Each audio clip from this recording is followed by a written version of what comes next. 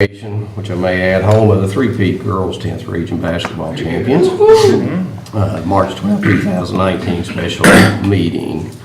I'd just like to welcome everyone to being here. We've put some things on the agenda, try to lessen the next one agenda, but hopefully we can get a lot of questions answered tonight on our facilities. So appreciate those people being there to help us. And at this time, we'll stand for a moment of silence.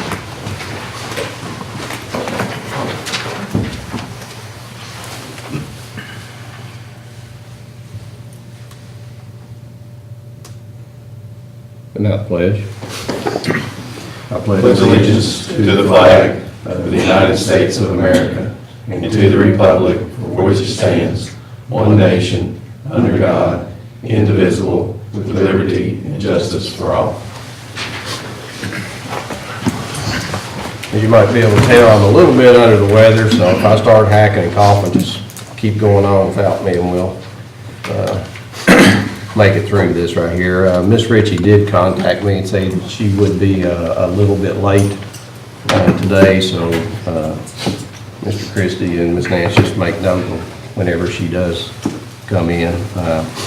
This time, the review of the agenda, any changes or additions anyone wants to make to the agenda at this time? If there is none, we'll ask for an adoption of the agenda. I'd like to move that we adopt the agenda as prepared. Motion by Mr. Heisel. I'll second. Second by Mr. Tolby. All those in favor say aye. Aye. 4-0. Are there any public comments? Nothing back there. Okay. Under student support services, item number 1, thank you very much. Item number 1, consider approval of change order 17-6 to Green Mechanical for the George Rogers Clark High School Gymnasium Athletics Fields Project BG-238 in the amount of $16,188.70. And because of some of our other agenda items, are we all sure that those are the right BG numbers on there? Okay, let's make sure. Okay. Mr. Christie. My recommendation is you accept the change order. The change order is to cover for some additional costs to alter the design of the ductwork routing, as well as the change from an externally wrapped piping to internally wrapped. It's going to be below some of the fire suppression. They'll make some changes in the size of the lines and to the lighting layout inside the locker rooms, inside the football stadium. So this first one is for Green Mechanical for all the ductwork change. Board members, questions, comments?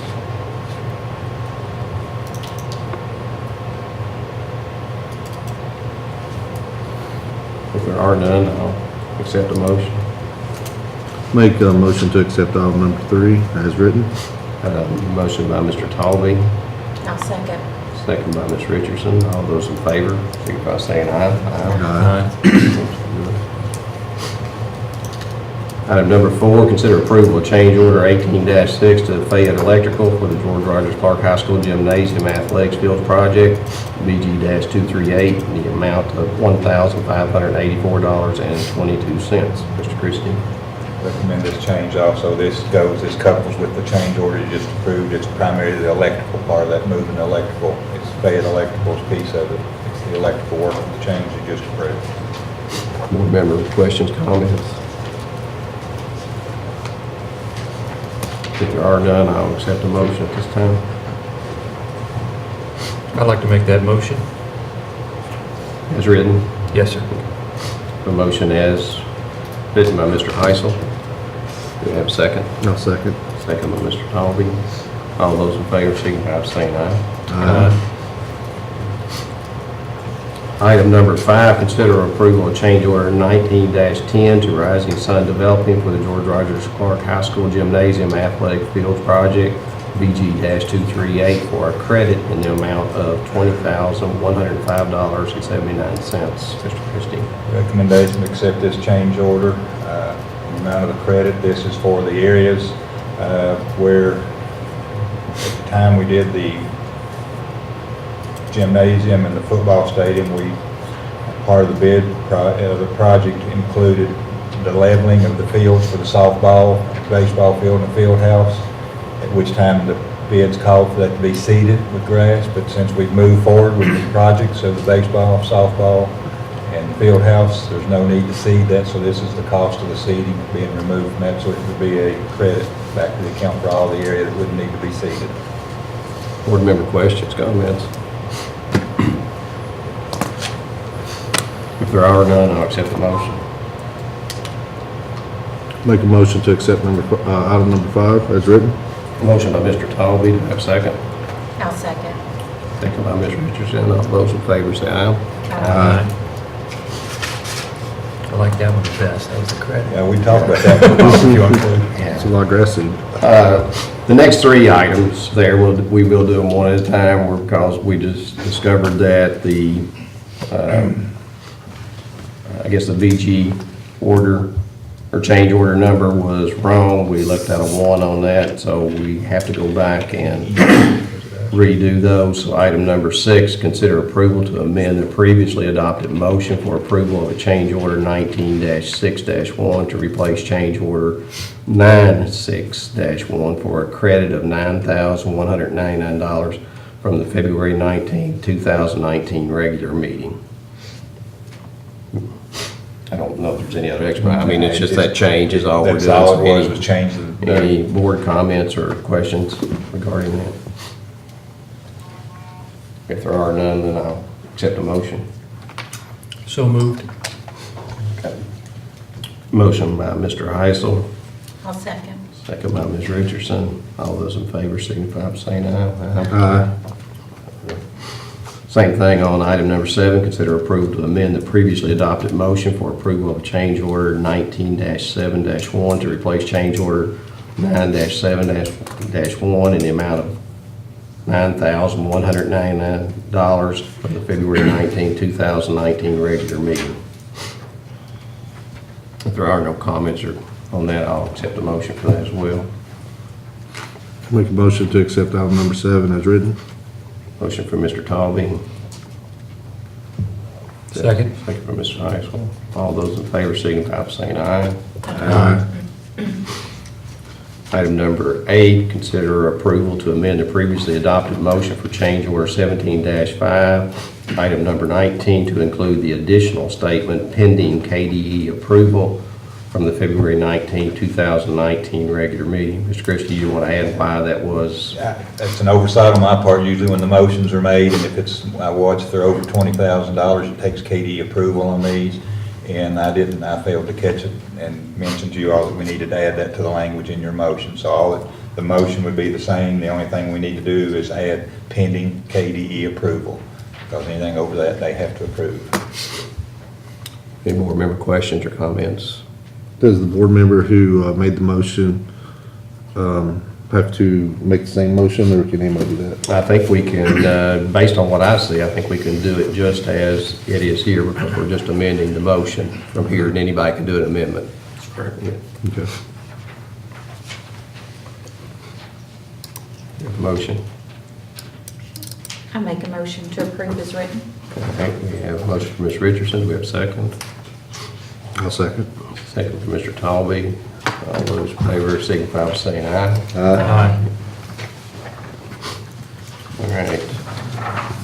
Item number 9, consider approval of the proposal from Rostron Architecture satisfying the Kentucky Facilities Inventory and Classification System evaluation requirements in the amount of $21,924. Mr. Christie?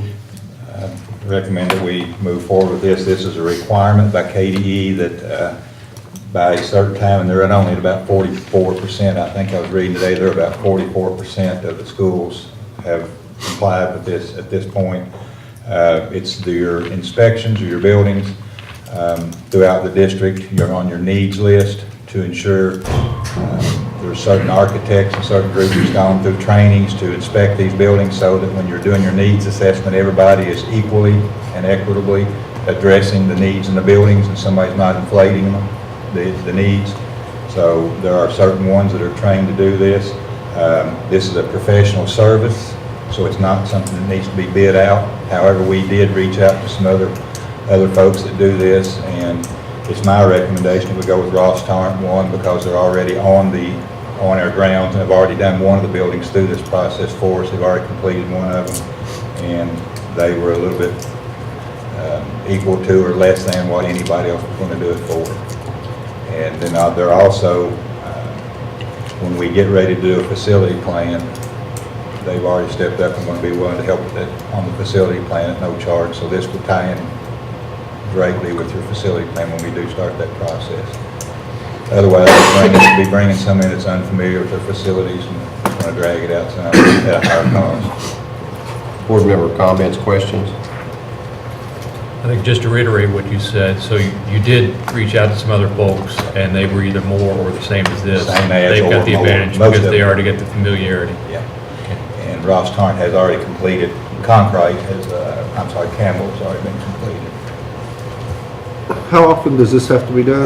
Well, once it's all in there, once all this is done, then as you do your facility planning, and I think it'll be kept up with at the state level, and we won't have to do all this again. It's the initial gathering of the information. It's one of those kind of unfunded mandates that got passed down to us. You will do all this, you will put it in, and then from once they get all the information in, they maintain it. As we make changes, as you do things here at the board, building things and doing that, they make the corrections in it from there. And it's something that they can watch from Frankfurt is basically what it amounts to, instead of coming to here. I did have one additional question. Will this come from construction funds or contingency No, this is general not funds? construction funds here. This would be from a contingency type board funds. It's nothing to do with the construction project.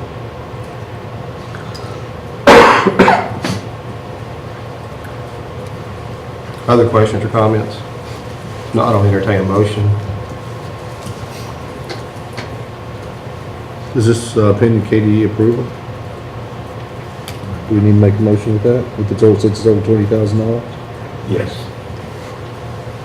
Even though it's public service? No, I'm sorry, yeah, you're right. Falls It's outside the because model procurement. It's not, it's only the Okay. things that fall under the model procurement that's over the 20,000, you have to have KD. For this one, you would not. It's professional service. So that's, thank you. I'll make a motion to approve item number 9 as written. A motion by Mr. Talby, do I have a second?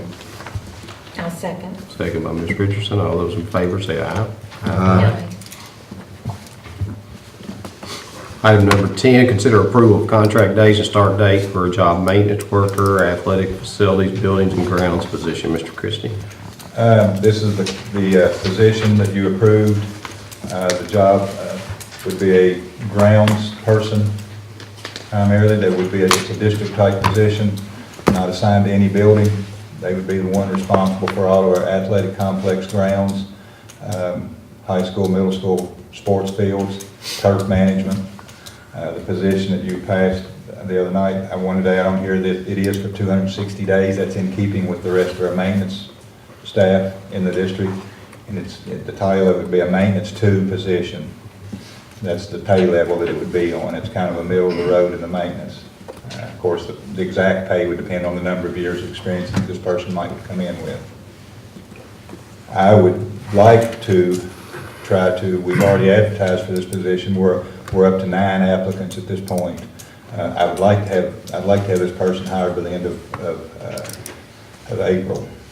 Because personally, I'd like to have them on staff whenever they start to look at putting the fields in. There's going to be some additional training that this person's most likely going to need to do on turf management, artificial turf management, quite possibly. I think it would be to our advantage to have them on board when the field is installed so that they can be to see that as it goes in, to be a part of that. How many days does it have to be advertised? 30 days. 30 days. And Well, we've you know, already- actually, you can do it in less than that, but we've been 30 days already. I was saying, I know that we've got, like Campbell, they're wanting to use that field for soccer this year and stuff, so I'm sure that they need seating and stuff there, so I didn't know. There's other fields, and soccer started now at middle schools. So that possibly, sometime before that day, I could- maybe. I could move faster, I don't and know. I've got the applications, we can I start this. just, don't know your process of interviewing at that time, so, I think we should look at getting somebody on board as soon as possible if we could. You give me the go-ahead, and I can start putting the committee together to do the interviews. We've got some pretty good applicants. I've already looked through the applicants. We've got some pretty good applicants. Other board member questions, comments? Was it your intention as part of this motion that we approve that it's a maintenance 2 position? And go ahead and specify that in the salary schedule? Is that what you were That's the thinking way, about? that maintenance 2 is in the job description. You've already done that. I just threw that in there. I just wanted to mention it is 260 days and that I would like to have them in place before the end of April or sooner. Is what this is tonight. And the pay, that maintenance 2, I think it starts out at about $20 an hour and it would go up for the number of years. I'm sorry, go ahead. It wasn't clear to me when I read the job description that it was a maintenance 2 position. But maybe my bifocals are not. So if that's your intention, That was then our maybe intention all it would be along. helpful to incorporate I'll that make sure in it's on to there. clarify that. Yes, and if you put it in So- the motion if you want. Maintenance All right. 2. Maintenance 2 in 260 days? Yes. And this would be paid from contingency until the end of. Well, I would tell you, yes, but I would tell you that one of the things that would come off the table would be the request for the VSEO and some of the things, the 16,000, we That we pay an outside person to come in. would and put do. that towards the remaining salary for the remaining part of the year. So we need to, Some of the stipends as well, as far as field management. Yes, there's some stipends and some fields for mowing and some things that we'd be able to pull back on some of those too. So it'd be minimum impact for this year, because next year it's already budgeted It's for. budgeted next year. And when we budgeted it just to make sure that we felt like we were pretty much covered. We budgeted at somebody coming in with 10 years of experience, so that's what we budgeted at.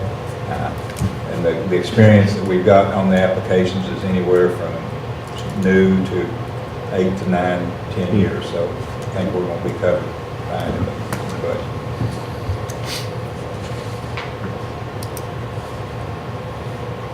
so in this motion, we just need to make sure we give you the flexibility of the hire date and 260 days in the hire date. and negotiate the dates for the rest of this year, I'm talking about. Yeah, for this right here, so, I mean, if you get started on earlier, then obviously it's gonna be more, if it's later. there, so. Any other questions, comments from board members?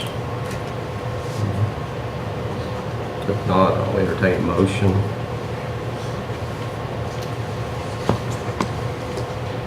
Is there certain verbiage that you want to put in there? I think just to really want to specify that it's a maintenance technician 2 is the job class. You want me to make- All right, well, I'll make the motion that we approve 200, I'm sorry.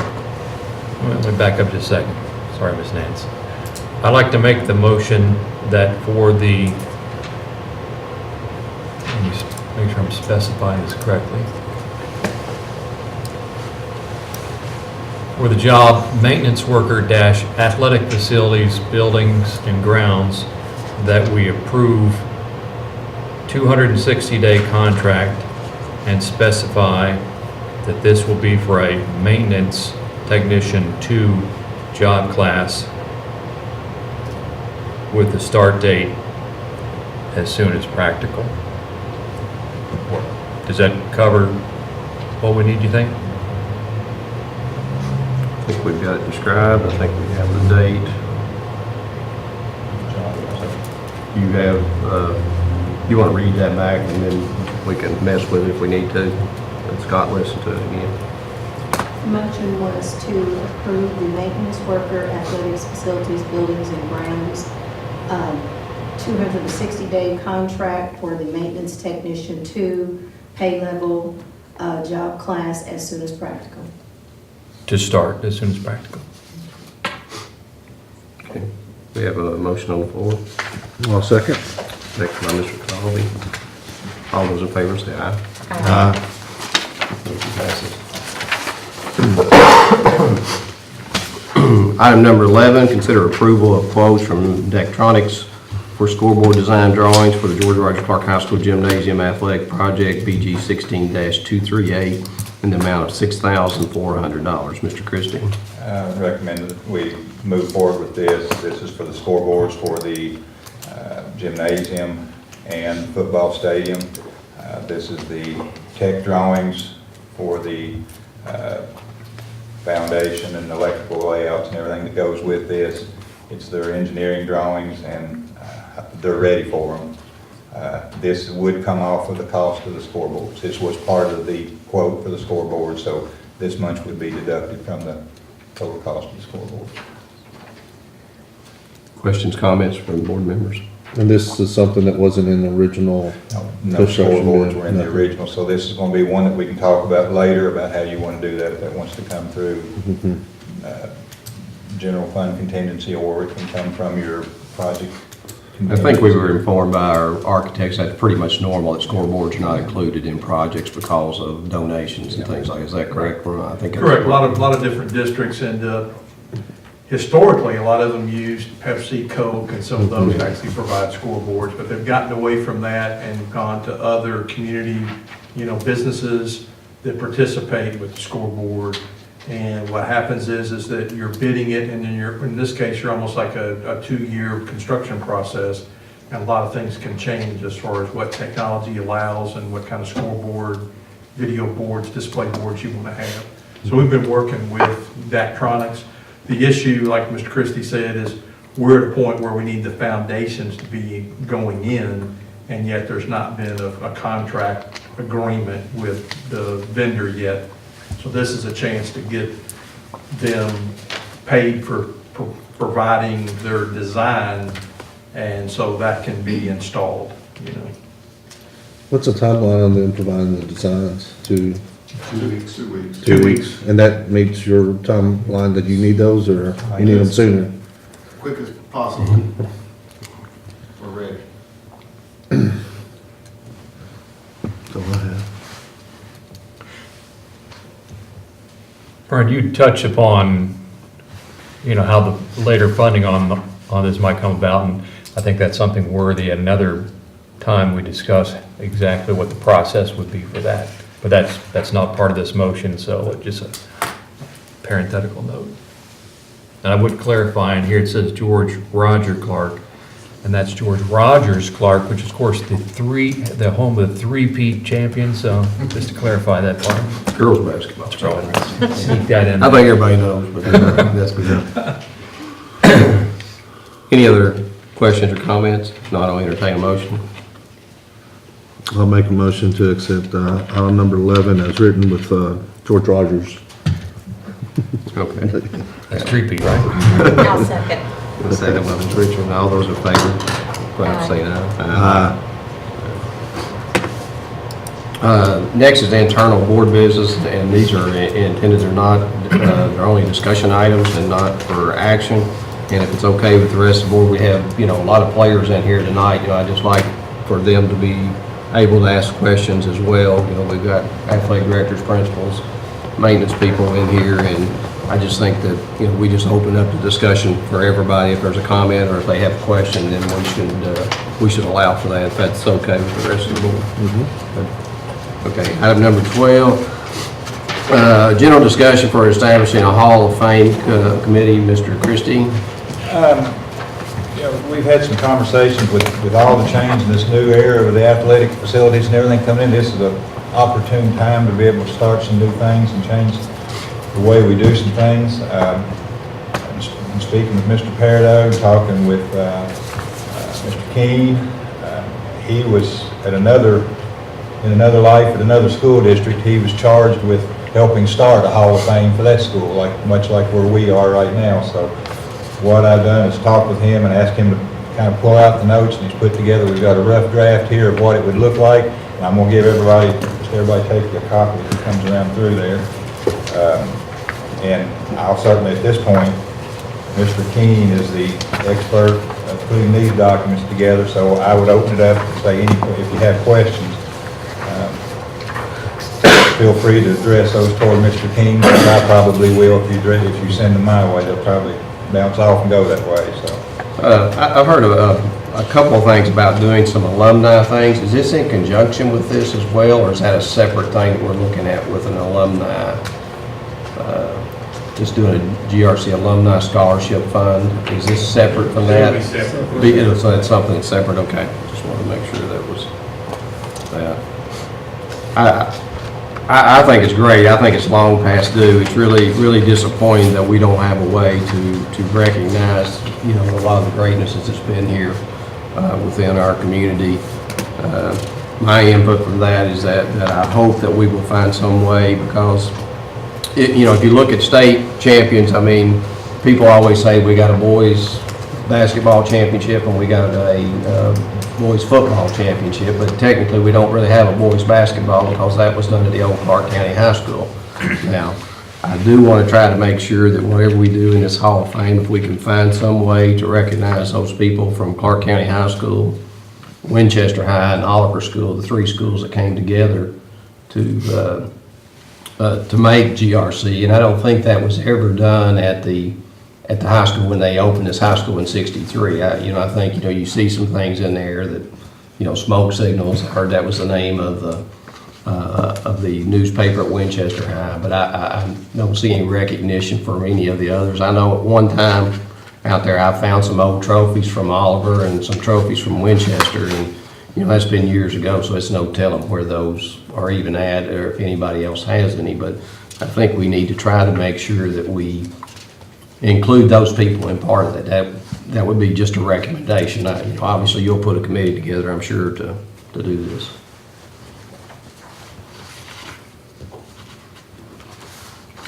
So how many members are we talking about as far as the committee? It has 4 items here, but 4, I guess, categories, but it would be more than 4 people. Would be what, normal 7, 10, something like that, or Yeah, in your opinion? in my Okay. opinion, you would have those 3 there. I think it has the principal athletic director. Well, then, if you include the current head coaches, that adds up to quite a few. But I think it's really important to get community members involved, especially those community members that can go way back. It just leads into good discussion. Also attached an application form. The bad part about the application is years ago, stats weren't kept real good, so that's why you need folks who have a little bit of recollection of folks who are deserving. And it gets better, we get to a certain point to where stats are common. But you have those conversations with folks that I've never saw. I would have to take the recommendation of someone who knows.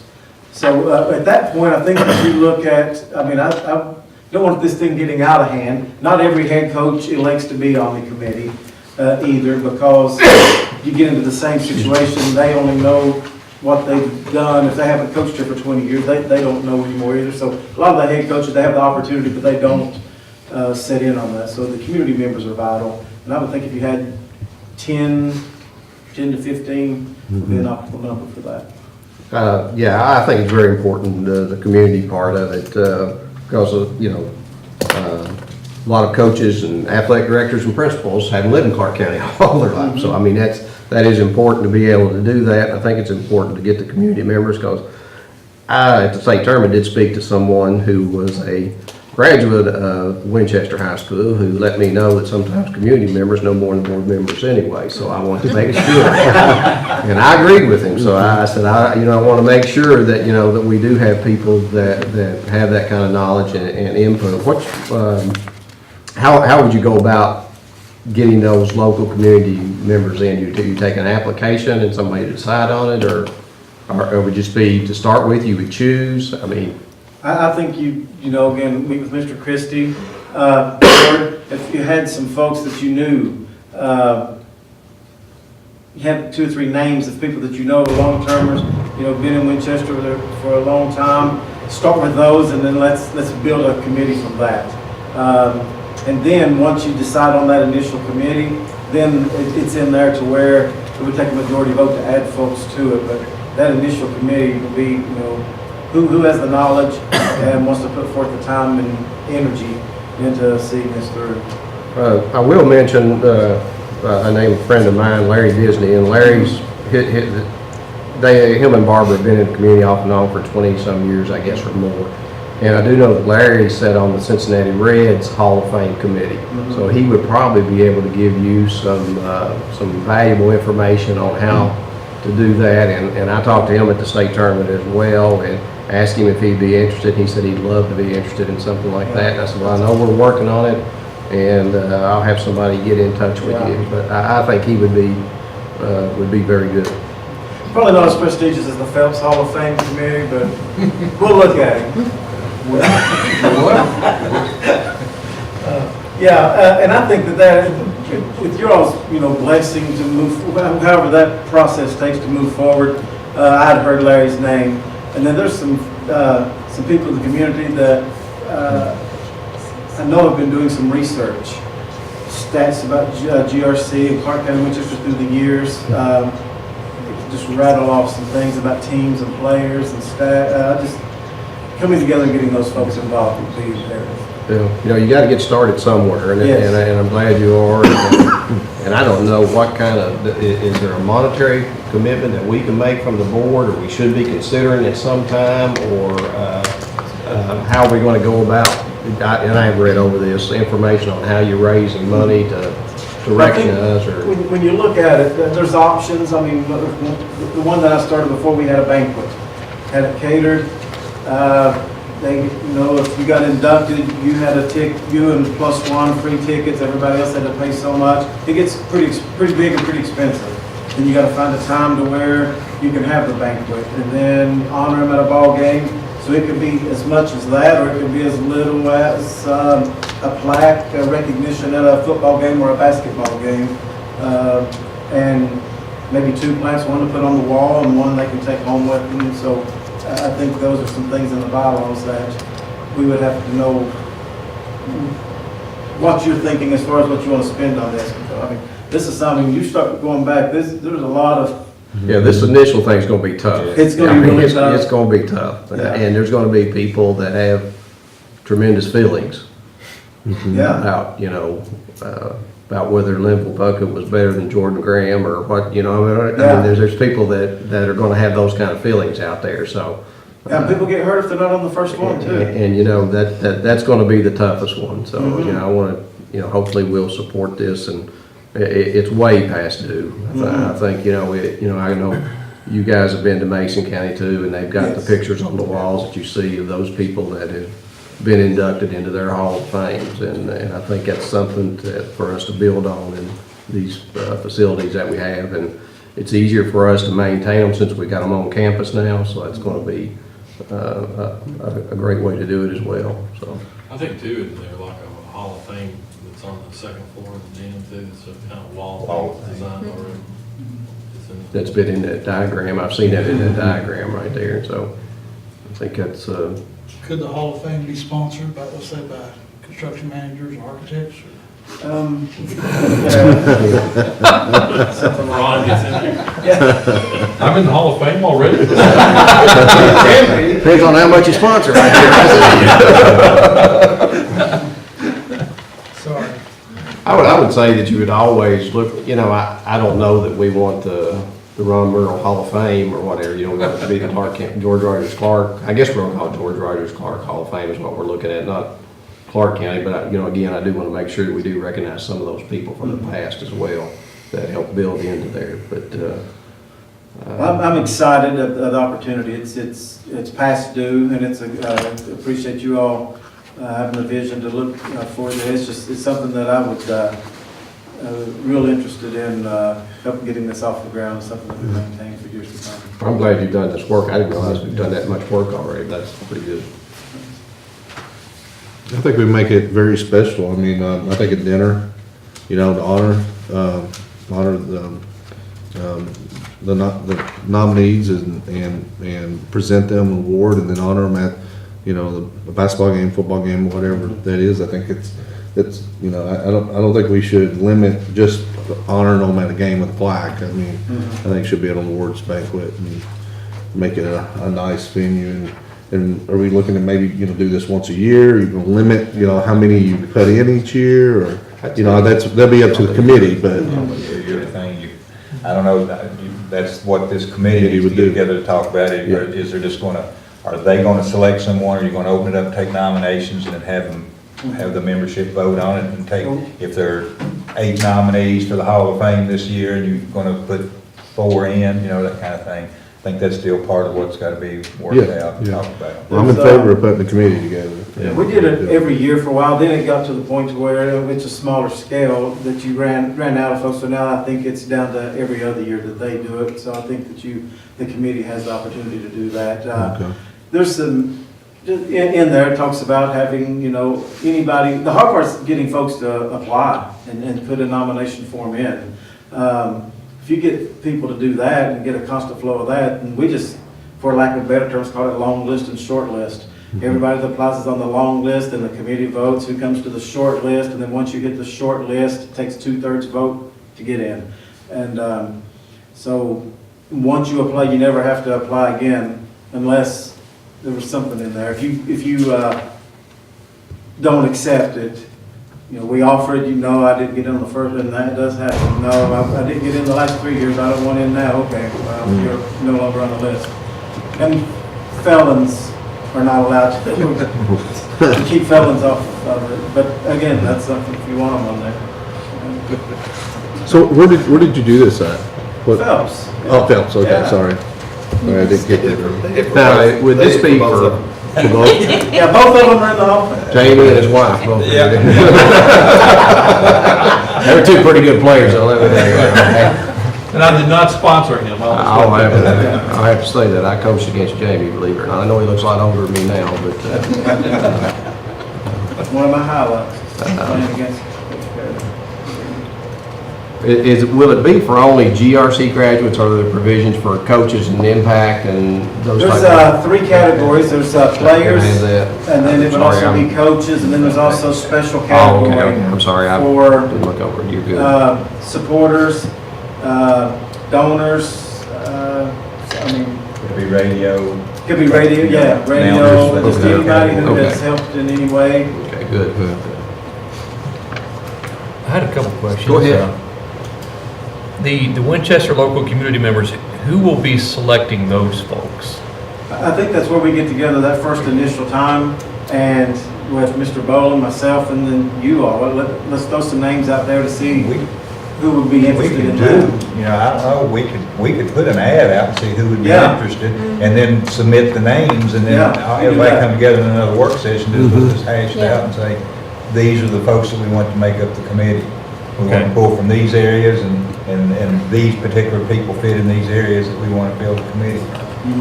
In the heading in 4 says executive and selection committee. What is the difference between the executive and the selection committee? Because I think this is also then the voting committee. It seemed like, is there just the committee? Let me pull it. I just think that was, it's one and the same. Okay. Committee. Committee, yeah. Just those people would automatically be on it, wouldn't Yes. it? Well, but that's pretty much the makeup of your committee, because you've got all your head coaches, you've got your. Right, but I mean, your community members, I mean, but, you know, if we change principals, we change athletics, or change coaches, they would automatically have an opportunity to be in there without Yes. having to be voted on, right? Yes. And, I don't know, might want to add one board member, Yeah. you know, to this, that's a sitting member of the committee.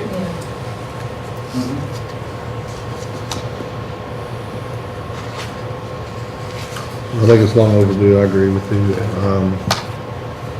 I think it's a wonderful thing. We can discuss at some other point where everything would be located, but just putting the committee together be a starting point.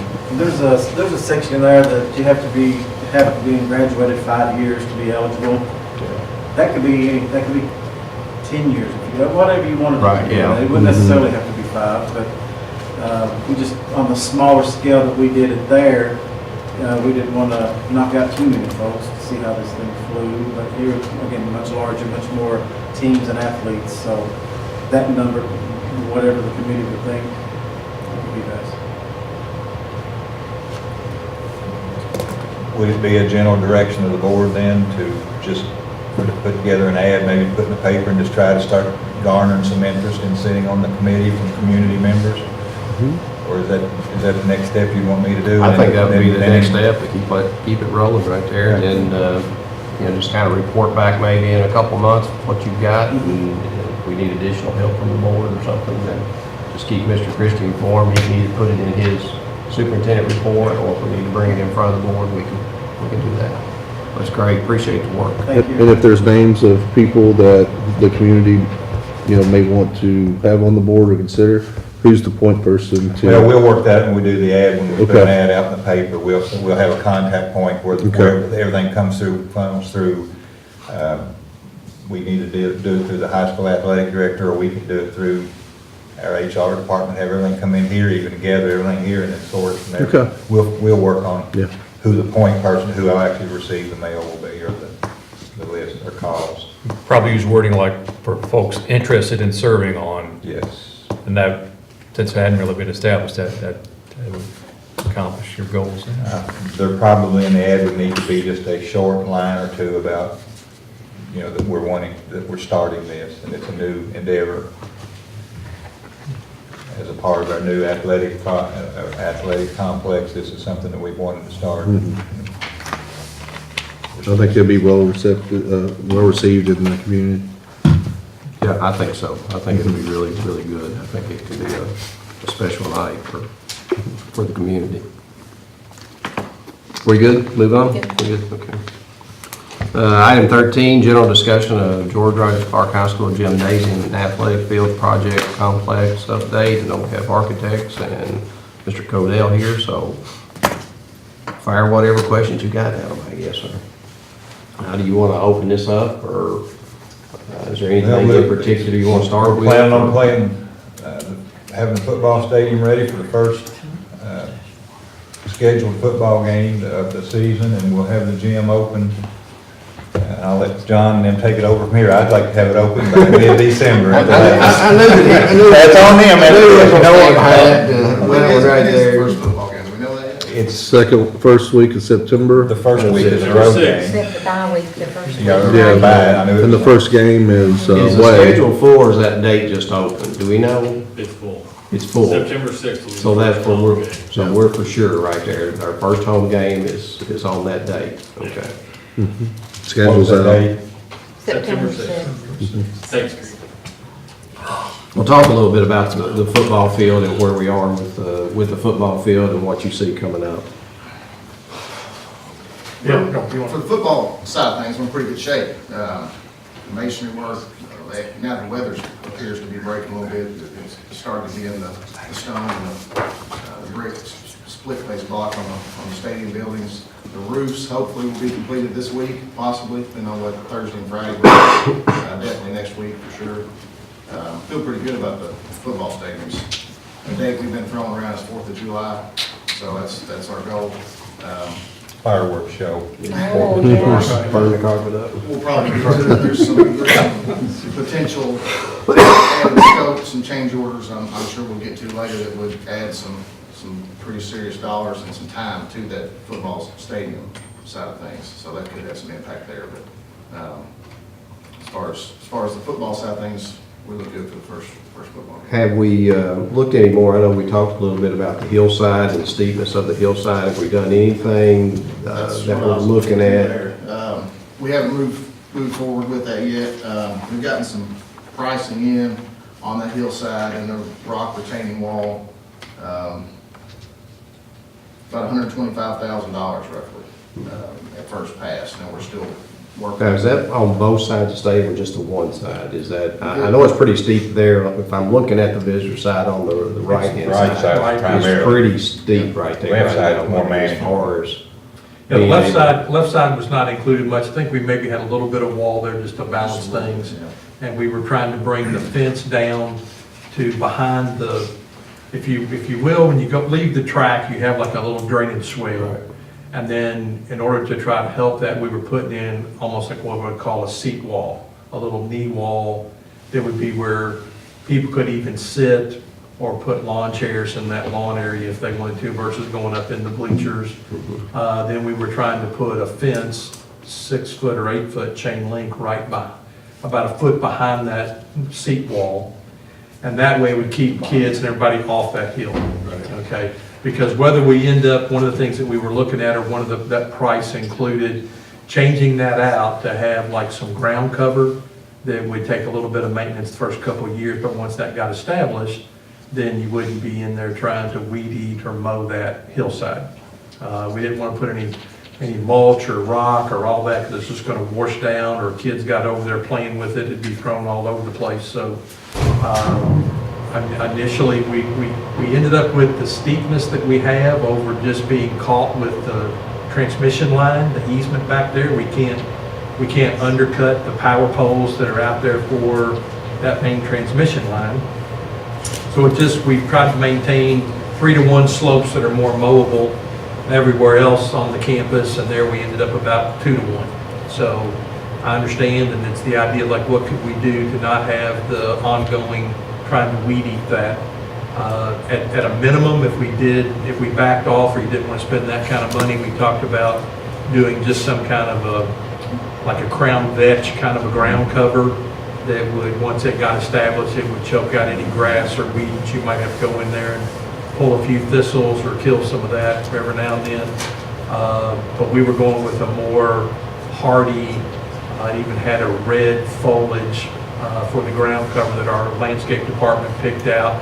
It was also fairly drought tolerant, because we've got very little, right now, we got very little soil out there. We were actually trying to come up with a way to add soil at pockets, if you will, in order to support these plants that, again, would be able to make it if you ended up with some dry period, because there's not a whole lot, like I said, rock's pretty shallow over there. So we can get, we're working on that number to try to come back in and make some of a presentation to what we want to do over there that we think is reasonable, or give you a couple of options, actually. So you can kind of. When will we be ready to make a decision on something like what you were talking about, if it went as big as what you're talking about with you? I would like to have something resolved in the next week, 2 days, finalize the pricing. Now, finalize the pricing, but if we could get the April board meeting would be our goal. Would you have some sort of design that we could look at, or is there, okay? It's been designed in order to be able to get this price. Okay. Yeah. The biggest portion of that price, is like Ron said, is the rock removal. And if you talk about shallow rock, just to get the topsoil in place for this ground cover, you have to hammer out the side of that hill and then place topsoil there. That's the biggest chunk of the cost. I just worry about when you're in school and you leave things to, even if you cover it with something nice, that it seems like it becomes a trash can, every pop bottle, everything, over the fence. everything gets there and looks great when it first opens up, and then you open up in the fall and you look over there and there's all this stuff, and not that we can't go there and clean it, but I mean, it's still. We don't have a buildings and grounds person. Yeah, well, I guess that's who we call on then. If I see some pop bottles over there, I'll call that buildings and grounds person right there too. Well, and that's a good point, because as part of this proposal that we put together, we had the chain link fence going from around the curve of the track up and around kind of the top of the slope, and kind of encapsulated that hillside and the bleachers, the visitor bleachers. We've come back and tried to bring that down the hill, but also include going up along the bleacher and completely fencing off anyone getting under the bleachers. We had a gate, but it would be locked, and that way if somebody dropped car keys or something, they could go under there. But we were trying to keep the public out from underneath there, because we've got rock under there to keep it from eroding and keep it neat. But we don't need kids underneath there, just being kids and climbing on the hill and pushing the rock down, just in terms of playing. So we've got some additional chain link fence that we've done to kind of enclose that area under the bleachers type thing. And then, like I said, the seat wall and some of the other things that we'll bring. And so we'll look at those options and see what kind of numbers we can come back with. Could the seat wall serve as handicap seating as well? Would it be? able Probably to not do because we that? don't have a paved area. We weren't trying to sidewalk or Or try to pave all that to sidewalk or provide anything in a. there to, for wheelchairs or anything at all like that? There's the handicap ramp that goes into the bleachers. Into the You've got bleachers. handicap seating. Right, And yeah. you I just gotta didn't know if remember that down could on be that another seat option wall, without- remember, you're gonna be several feet off the field and you're gonna be behind the visiting team who's standing up. You're gonna be at same ground level as all the players Okay, standing, so okay. you're, Okay, Be a little bit see, I was different. thinking it was gonna be higher, okay, I understand it. it's on the level with. Yeah, it's the staying- seat wall it's is pretty staying much very on the low. level with the Okay. playing field. Okay. And we're filling a little bit behind it to try to jump up a little bit and flatten that out a little bit as you go up the hill. But keeping it low. I mean, there was one proposal at one time, they was talking about having like 4 feet or 5 feet and being up and try to create a flat area. But that got to be where you had to provide access to it. It was a ramp. You had to try to get stairs. You're now got something you can't have people falling. So we were putting a guardrail up in front of it. And we never could catch up with the grade. Right. No matter what you did, you were always fighting yourself because of the steepness. And we also were concerned about the fact that that area is actually under the transmission line easement. The bleachers themselves are notched like they are because of where the easement is. So that's why you've got that kind of little offset in the bleacher. So, what's causing this issue? Is it because there was rock that was discovered that you didn't know was there?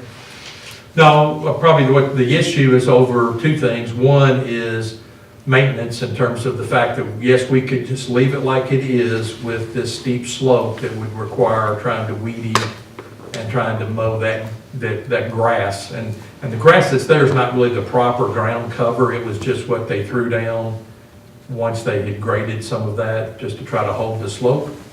Also, they don't have the amount of topsoil that is per the documents. It's actually shown in the construction documents. Frederick and May didn't remove as much rock as they should have before trying to put the soil down and then putting soil on top. It still would have been at the steeper slope, the 2-to-1 slope, so it would have been a maintenance thing. Then it became an issue of aesthetics too.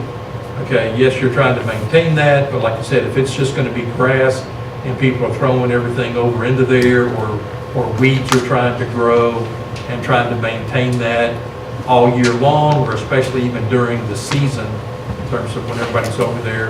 And I should say seasons, because now we're talking about not just football, but track, soccer, a lot of band competitions.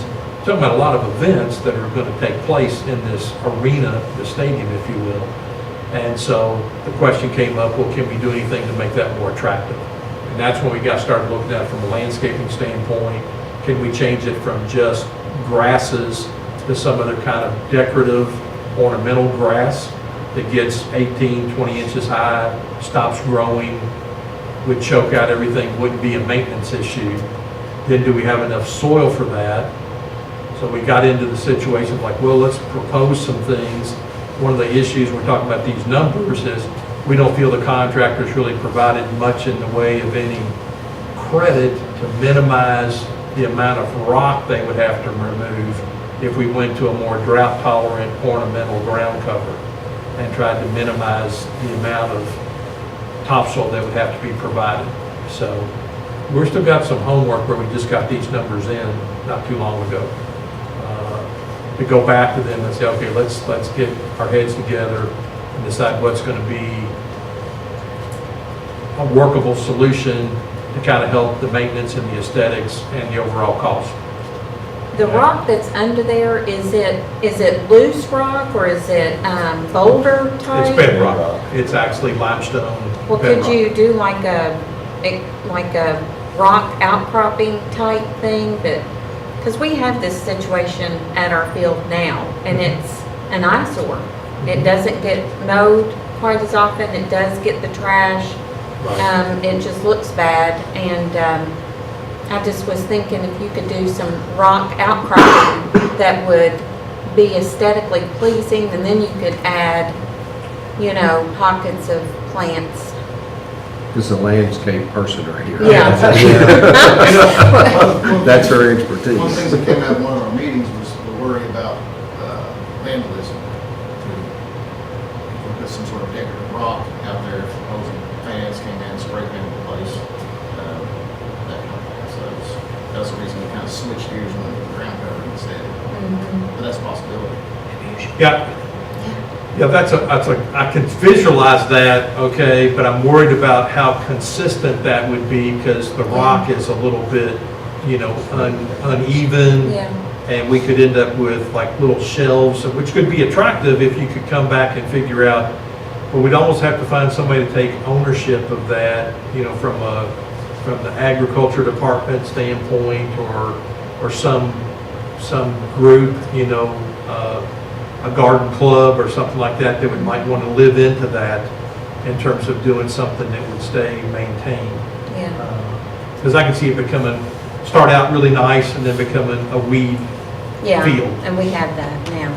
Yeah. Yeah. Right. Yeah. I mean, we talked about trying to just scrape it pretty much to scrape off all the soil because there's not a whole lot of it right now.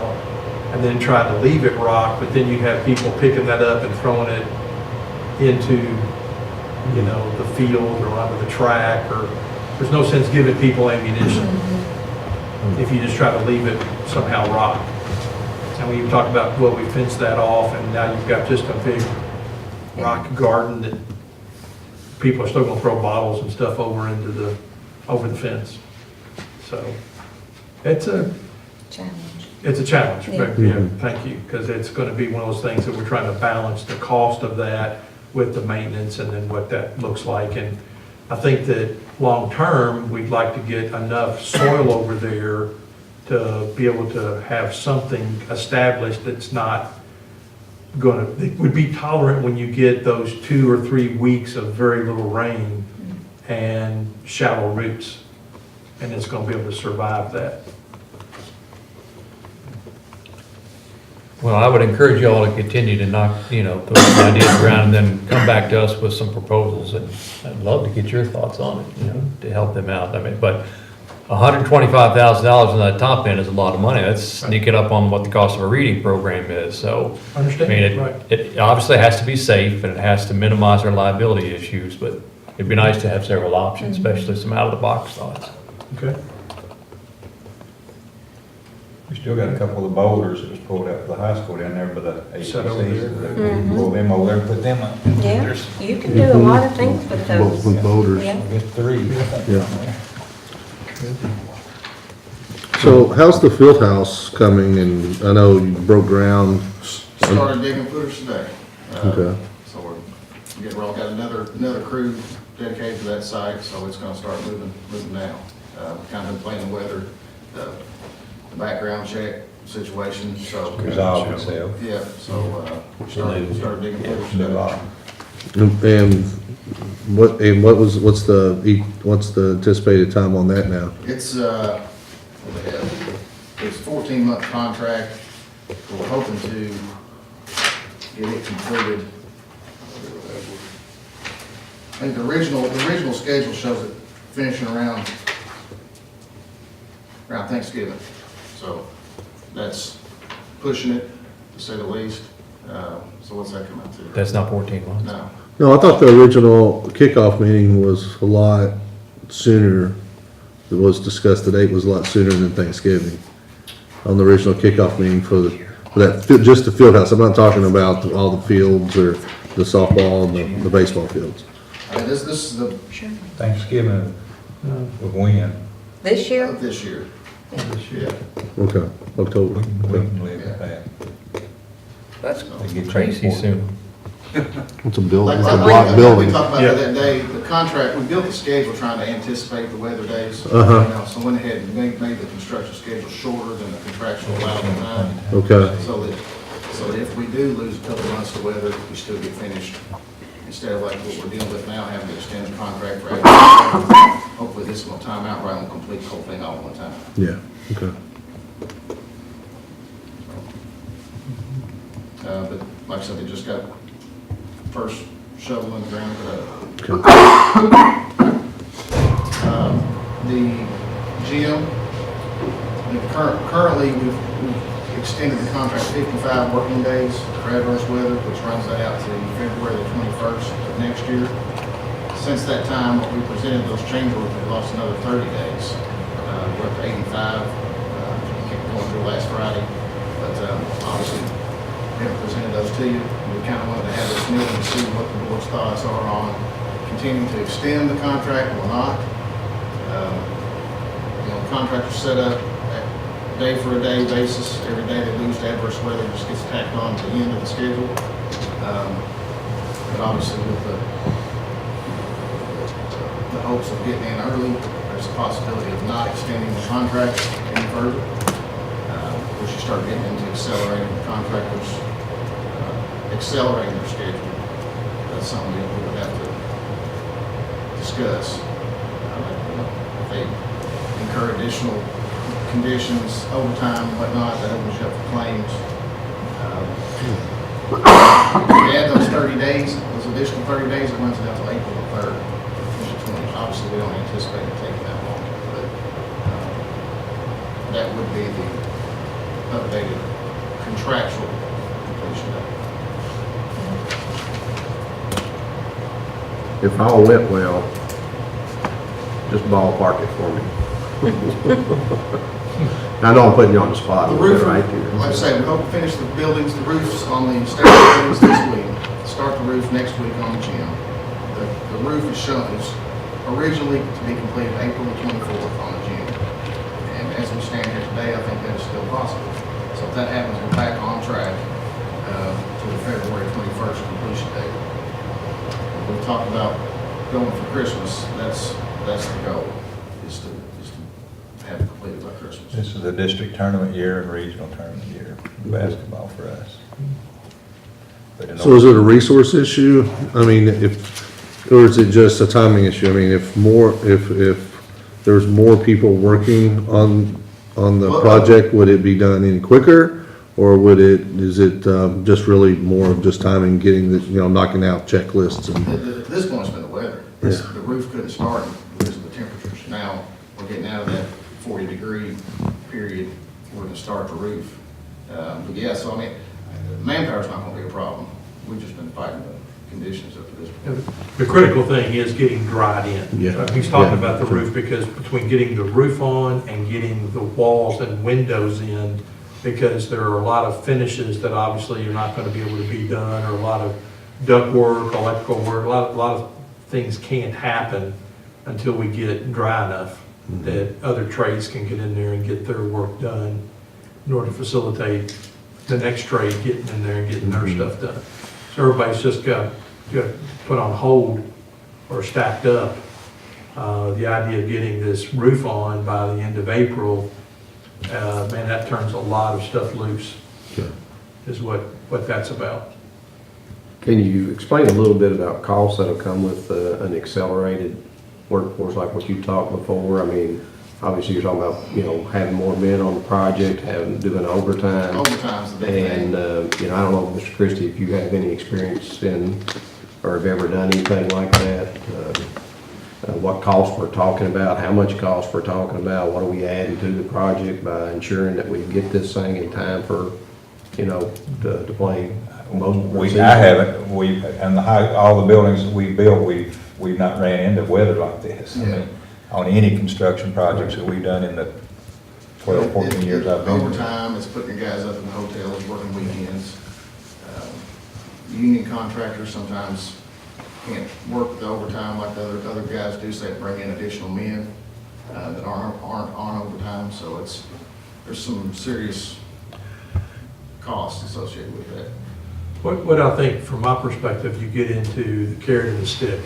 Like right now, the stick that you have as a board is that the contract has been set up with a completion date, with the idea that when you have weather, you get the day for a day that avoids the opportunity of liquidated damages being assessed.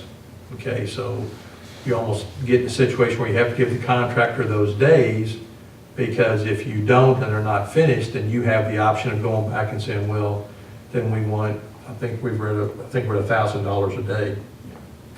So the carrot part of that would be to turn around and say, okay, look, here's the date that we're giving you, but now if you can get done early, then do we offer $1,000 a day?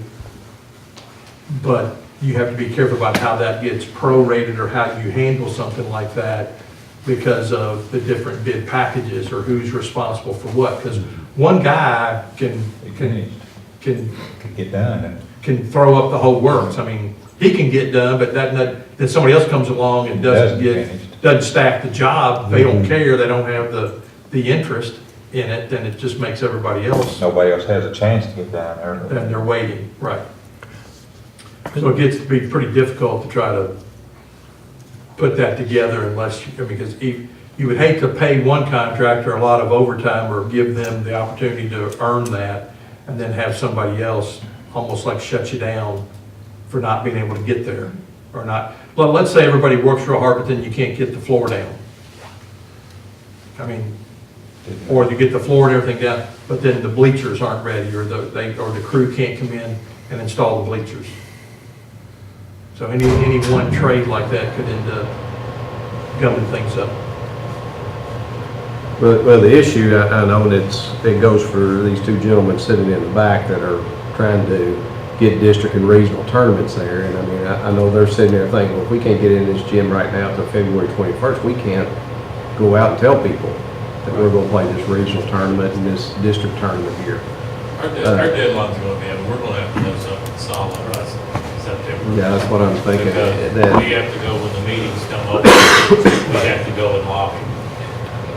Well, September is actually a good thing for my years because I was worried it was going to be something a lot quicker than that because by September, we'll be pretty solid as to what's going on. I mean, we were talking the other day about if you schedule all your home games in old GRC and you ever get to the point where we're ready, then you've had those home games scheduled, you just can move them to the new gym. And we can work out the bugs. I mean, one of the things I don't want is I don't want to get to the very last minute and go, oh yeah, we're going to have a district tournament and that's the first games that are being played in there. That's probably not a good plan. But if we can get a couple of home games that where we get done, get occupied, get all the permits, and now you can work out the bugs, whether it be scoreboard, bleachers, concessions, restrooms, HVAC system, okay, you occupy the building, then you can get ready for district, or my understanding was you could still hold district at Campbell. And so if that happened for district, that maybe probably closes the window over whether regional would make sense. I don't think we've held the boys district yet at GRC, have we? The district. Have you held the boys Do you district have there? district over? We do the district, no reason. We're not worried about the district. I mean, you got Right, yeah. one shot. If we miss it, it's 4 years when we get another shot at the region. The region, That's the big thing. Unless you go in and negotiate with somebody and have somebody do it and go back that way. That's why these guys are up against that. But when we get the 24th, if we have this roof on, are there weather issues after the 24th? Once we've got the roof, so say even if that happens earlier, we have that roof on, there are no weather missed days from that point. Okay. Well, I would, just like, just keep communicating with Mr. Christie and every board report that you have, an update from the construction architects about where we are at this time and what we're thinking, and conversations with these two gentlemen back here. I think everybody in this community is excited about having this and the possibility of having, we haven't had a region here since 1969, I believe. Was that right?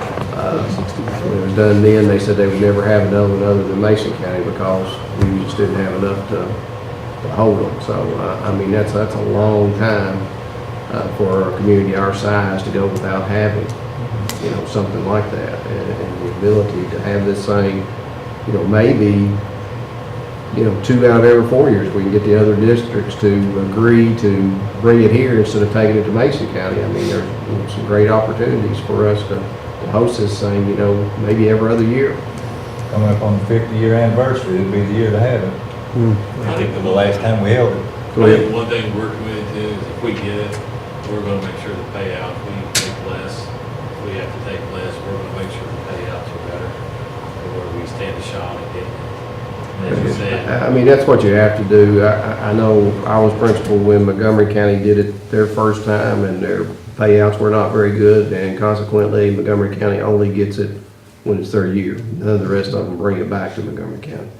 And I think that if we do a good job, that we could have that, we could host that thing at a minimum once every 4 years instead of, I mean, if nobody takes it, you're 1 out of every 8 years is what you're looking at. Yeah. And that's why we need to do a good job and making sure we get this done. So it is very important.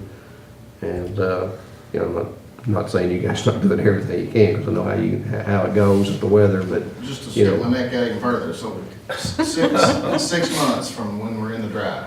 I feel like 6 months when we're in the dry right there. Are we, I know the roofers are probably working overtime when they can, but is that Wow. something you can That's not offer even pay December. to get it under roof? That's impressive. That's, The recorder's on. I know, Okay.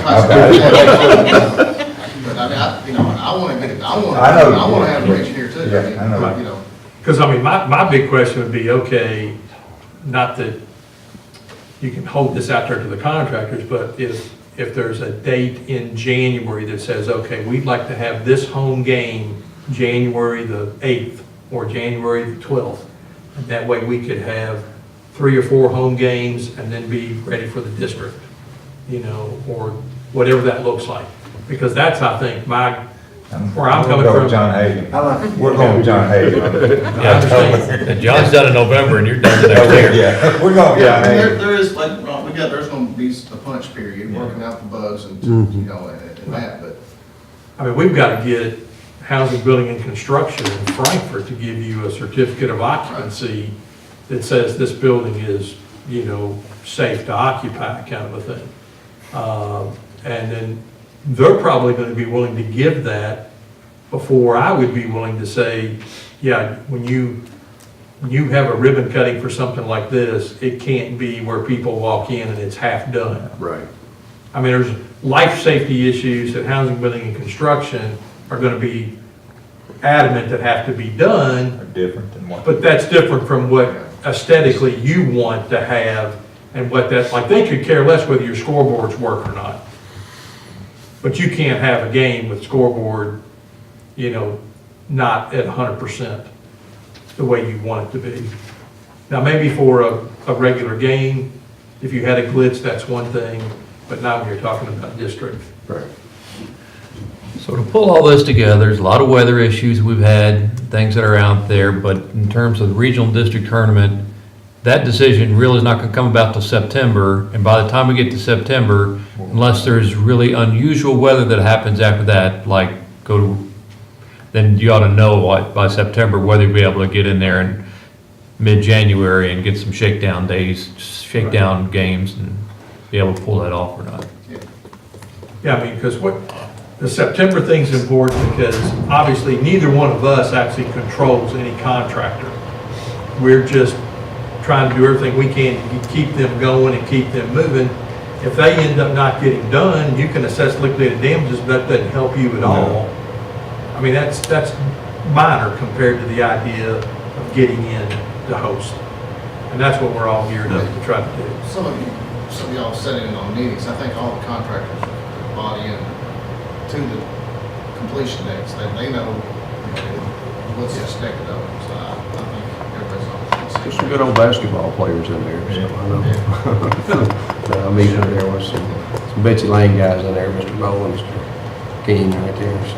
And honestly, from their perspective, it's more economically sound for them to get in and get done. Right. Dragging this Oh, thing yeah. out Yeah, doesn't help yeah, them yeah. a bit either. They can move on to their next one right there. And in fact, I'll tell you, one of the key things that we haven't really talked much about is when we open that football stadium up and have to have it ready to go, okay, for September 6th, that's a cleanup effort that has to be there so the public feels good about being Right, on yeah. that road and the parking lot and making their way to it. And obviously, we'll have all the cleanup around the stadium completed. You're gonna be in construction. But you're still got the gym under And construction. well, in And the the field house. field house, baseball, softball. Right. You have that parking lot though, right, but that's between, Maybe not. No. will the parking lot not be done? Might not be done. It's- But that's part of the field That's house, part of the field house thing. the actual pavement. I mean, it was rock. It's rock, but it's. Yeah. it's- To use but it you're for a using lay-down that as space. Lay-down space right now for the other stuff you got going. I was just thinking for handicapped people that would like to attend that, you know, Right. it's a long trip from the parking lot up there behind the high school down to the stadium. So if it's That still may be rock, where you get kind of a gator or something. or Yeah, some yeah, way we'll have get to it from the do parking something lot like that. down there to the stadium. I have to have several probably. And that's another one of those things that we'll see where we are in September on the field house too. Yeah. I mean, I'd like to think that that's, walls up, roof on, and you're inside working, on the field house. To where you can clean up that side a little bit too, so. And all over to baseball, softball, what are we looking there? On the field, Yes, field, bleacher completion, those. the same, that. About everything would be right there, that same November, type things, they would be ready for December, January, 2020. season. For 2020, it'd be ready to, Yeah, the dugouts, press box, restrooms will go up pretty quick, then flat work as far as all the concrete sidewalks and stuff like that. A lot of that. Lot of that, yeah. But the mass earthwork is already It's been- performed, so Mhm. that's a huge advantage. other questions or comments from boards? Anybody out there, Mr. Boland, Mr. King, any other questions? We gave you enough to worry about right now, I guess, so. I've got one thing I want to present here. We brought this just to show from our other previous conversations. I know you formally kind of approved the color board that was a part of what went on for the gym project proper. This is, I guess, kind of a revised layout here that we're showing the color scheme that was developed to have like your maple floor, kind of in a natural finish, to have the black trim around the court with just the Cardinals, and going ahead and have the George Rogers Clark, high school. So if this is kind of going the direction we want to do, one of the things we wanted to show was that because of the black that took place down here on the court, we kind of went ahead and showed what happened if you had red bleachers down on the lower level. And still we have the opportunity to do the block letter, the GRC, so when that's retracted, or when it's open, you don't see it as well, but when it's pulled back, you'll see that lettering in the face of the bleacher with the plastic module seats. It can be done in the two-tone, with the red and black. So this is one option. I mean, at some point, we're going to need to get kind of this finalized because the bleachers, lead time item on the bleachers is getting critical also. So So we in can terms of reverse that, put black, red, if we wanted black on the bottom. right back yeah, why don't you bring it, show. Yeah, we actually have, This is what we had originally. right. With that court. Yeah, with this board. I think everybody, all coaches, everybody that's been a part of the court is, that's definitely the preference of the court. Very solid on what the Everybody's court. solid on the layout of that court and the way it looks right there.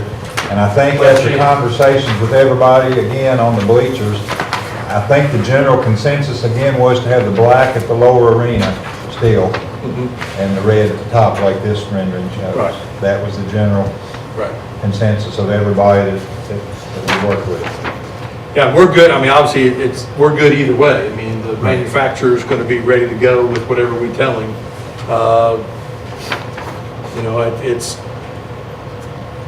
It's just a matter of aesthetics or what you feel you like the look of,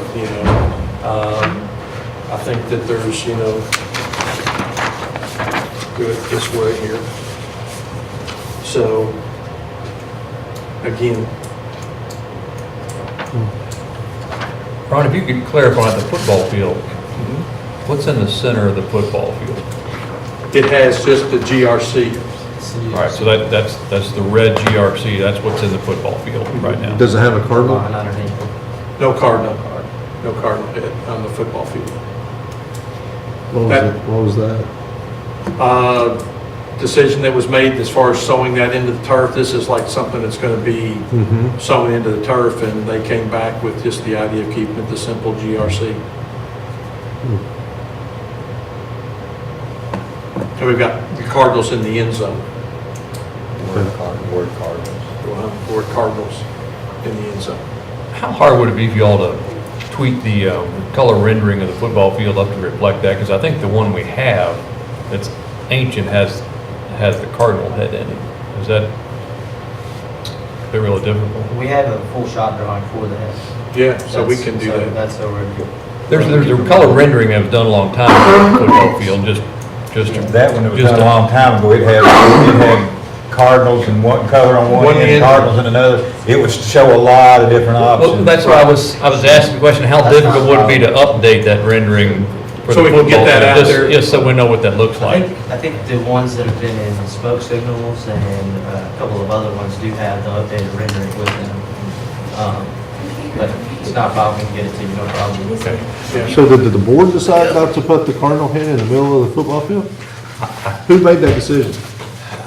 I'd have to go back and actually check. Through the programming and the talking and looking, I don't know that we. I think what happened is, that was where the plans reflected that, the actual, the plans that sit over on the table, the 100 pages of plans reflected that. And I don't think anybody ever said that's not the way we want it. Is that a reasonable way to describe it? I mean, if are those football field plans sitting over there? I think so.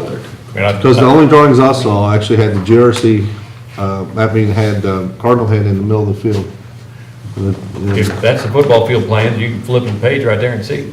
Yeah, I can do that, that's no problem. But I'm sure it's too late now. I mean, it's probably been ordered and it's probably sitting in the turf's out there somewhere, isn't it? Yeah, it's gonna be installed in It's May. They wanted to, yeah, they were looking. I I think just that's think it's, what happened. I personally think it's disappointing. These are the field house and softball, baseball, these aren't the gym and the football field. These are the newer settings. Okay. I did not realize that, Right. being a new board member. And I can go back and try to see if I can recover where that came from in terms of the programming or when that decision was made. I mean, did the coaches agree to it? I mean, they okay with it? I mean, They had the renderings, and I don't I recall don't any. remember your discussion that I've had, I don't know, I don't I remember. mean, what's your all's thought on that? I mean, it's These up are- in discussion, Mr. Boland, Jamie? I honestly don't recall, I thought it had the head on it, I thought it had the cardinal head. Yeah, I did too. We never discussed that, did we, Gordy? I don't remember it, but I'm not saying that we just, In the programming, we talked about it. I don't know I don't remember what was shown in the program. So there's no cardinal head anywhere. It says Cardinals in the end zone and GRC in the middle. So this is from the drawings, from the big stacks, and I think this is the way it's been, and nobody ever said, let's do it differently. Is that, I think. Right, and we drew was it not that way decision, as a it was result of non-decision. conversations we had about, trying to put, part of it is that you understand that, I mean, not that it can't be done, but a cardinal is gonna look different from a turf field versus a painted floor. And so there was, I want to say this, I think there was some conversation over the preference over keeping the cardinal head in the gym and having something, the GRC on the football field. Now, that's from memory over what we were talking about, because we actually drew it with the cardinal head and had an image of it, asking, what do we want to do? And that was from committee, from different, input. But I think, in terms of the board, we just approved the whole stack of plans, and I don't think we ever had the issue in front of us, what exactly should the graphics look like on the football field? Much like we never decided as a board that the bleachers should be red and black like was decided by somebody. I was just wondering who approved it and if the school and the coaches had input to it and, they were okay, if they're okay with it. Because, I'd say at some point the board approved it. I don't remember it being a discussion item. I don't know. I mean, what's your all's I can't thoughts? I say. know I'll put I my don't- neck I out don't there know. saying I was disappointed, but, Well, we've always had the Cardinal head. Yeah, so. Well, one of the things, I mean, it's not on site yet, and even if it was on the truck, anything can be fixed with whatever dollars that you will. Yeah, I'm sure. Now he's scaring me. I mean, we can check, now, I will tell you, there's gonna be an upcharge for the Cardinal head over the GRC that was bid, just over the detail Yeah. of actually cutting that and welding that and seaming that into the field. I mean, it's not painted. It's actually fibers that are gonna be all the colors of the red, black, and gold beak, you know. It'll be part of that, you know, for the go from the GRC to Cardinal head. So is the GRC a separate, carpet that it's embedded, or, I mean, how does the turf? They cut out the green and inlay and seam Okay, the actual GRC or Cardinal head completely into and integral with it. It's not laid on top, or it's not something that they, you know, cut off, you know, part of it and put, it's all inlaid with new stitching that has the color fibers. It's not painted or dyed or anything. so if we wanted to look at what it would cost, while we're looking at replacing that section of GRC and putting in a Cardinal head? Yeah, it would be us calling them, seeing where they are in production, Yep, and have them go ahead and say, okay, we're gonna go ahead and take, the big thing would be is if they've already made the GRC, we can't get credit for not doing GRC. Or if they haven't done that Put that yet, in the center of the field house, we could put the carpet in the field house, let's all that in the carpet in the field house. yeah, that's actually, Except I'm sure there's nothing in the carpet It shows the that, Cardinal. there's no logo in the field house now. yeah, you put GRC in the field house. this is what we were talking about, like if you go back to that It showed football 2 or field. 3 different things. See, it had Yeah, I saw Clark Clark County County. at one end with black and white letters versus Cardinals with red and black letters. And we were trying to get all the different input about whether the Cardinal head was what you wanted versus having the black, you know, background with Clark County and/or just putting Cardinals at both ends. It wasn't an issue for anybody. And so when we were showing all this to the committee, to players, the players, not actual football players, but the people on the committee and stuff like that, that's where we came up with the answer of being Cardinals on both ends, not Clark County, and having the GRC in the middle. And I can see that, I mean, you know, Cardinals and, I remember talking about the Clark County and the Cardinals, I do remember that. Right. Okay, well, I appreciate that. And like I said, we were. I do, yeah, we did talk We about had that. all this out here. see, and- I actually thought that we had the Colored all Cardinal this head, up. it had GRC, just like it's there, it looks like it's on the, you know, on the hash marks on the inside. So, What's Well, Clark? Don't know, and I Stuck your can't- nose out. I can't recall, Yeah. and some of these guys are at the Well, I same mean, meetings, but even if they're there, gonna check there on which one. must have been some reason why, I mean, we obviously chose the Cardinals in red on the end zones and didn't choose the black, and so there was conversation, and there was some reason why that got changed. Somewhere in the conversation, there was a discussion about changing the Cardinal head to GRC. I don't remember it, but it was shown as the Cardinal head, and it got changed, so I think there was conversation about it at some of the, I don't know, Jamie, do you all remember any conversation? That's what we were talking I don't about. remember, Trying to go through some stuff, and trying to find something, but I can't remember. I don't remember, I don't ever remember having the discussion, so I I don't know, I just remember when Roland came in here and said it was gonna see 3,500, me going ballistic. Yeah. Point right there, and I don't know if I remember talking about the field or whatever, and that's when we started adding stuff. Well, right, and we went to 4,000 and 1,000. yeah, and I remember sitting into that meeting, but, Right. But I swear I can't remember having a discussion about that. I don't remember it all, I really Right. don't. I remember the Clark County one, but I don't remember the Cardinal head. I mean, but I'm like Mr. Chris, there must have been a reason why, because that has a Cardinal on it, obviously, and we did Right. change the end zones. There must have been some reason why we took Right. the Cardinal out and put the GRC in, but I'd have to go back and look up somewhere. probably talked to the coaches and everybody that was in the programming meeting when we had these conversations. And Mr. Talby, certainly I've got to respect your position because you spend a lot of time in the football program. But I think there's an argument that they would say the GRC's not that bad. It's, it's a more of a branding thing to separate us from other Cardinals. And quite frankly, it's the branding we have on right now. If you look at what the basketball players have and what Mr. Bolin has on, that's what he has on right now, is the GRC. And it separates us from other Cardinal groups. And the GRC that's on the field there, that's correlates to the, Mr. Bowen's jacket, I'm all in agreement with. And if the coaches and the administration wanted that, that's fine. I'm just posing the question, because that was new to me. We'll do some research and see Yeah. what, I'll send out a group text. And you'll check all the- When I talk to John Hagan, see where we are, and I'll get it out to everybody. And if there was a reason, then that's fine. It was just, If you find out, we got a meeting next week, we're gonna look at it, and see, so.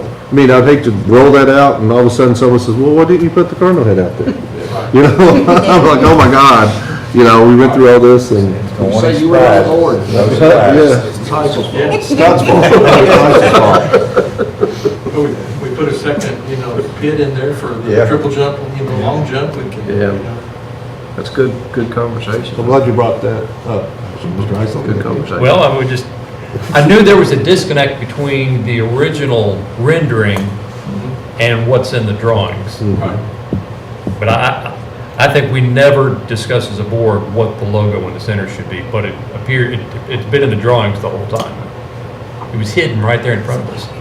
So, that's one reason why we're being very careful about what this looks like with the actual gym then, and what you want there for both bleachers and/or the court kind of a thing. So, right now, I think we're all in agreement with the court based on what we've done with the different players or, our actual Involvement coaches. of coaches, staff, everybody Staff, involved.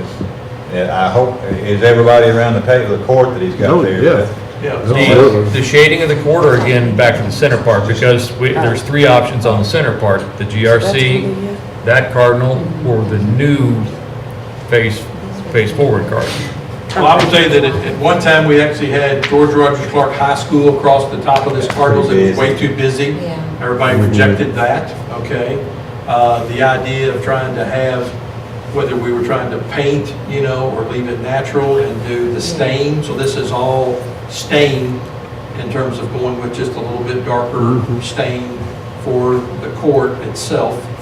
And then obviously the Cardinal head Do we own as that head? the graphic that, this is what we're gonna have to give We own it. the flooring contractor to get, painted. So, Is the time frame on the bleachers sooner than the time frame on the painting of the basketball court? yes, because the bleachers going into production and having to fabricate, 4,000 seats, modules here, that's pretty significant, So is And the it, paint is something that Larry Martin, he's gonna wanna know something soon, but is something soon July?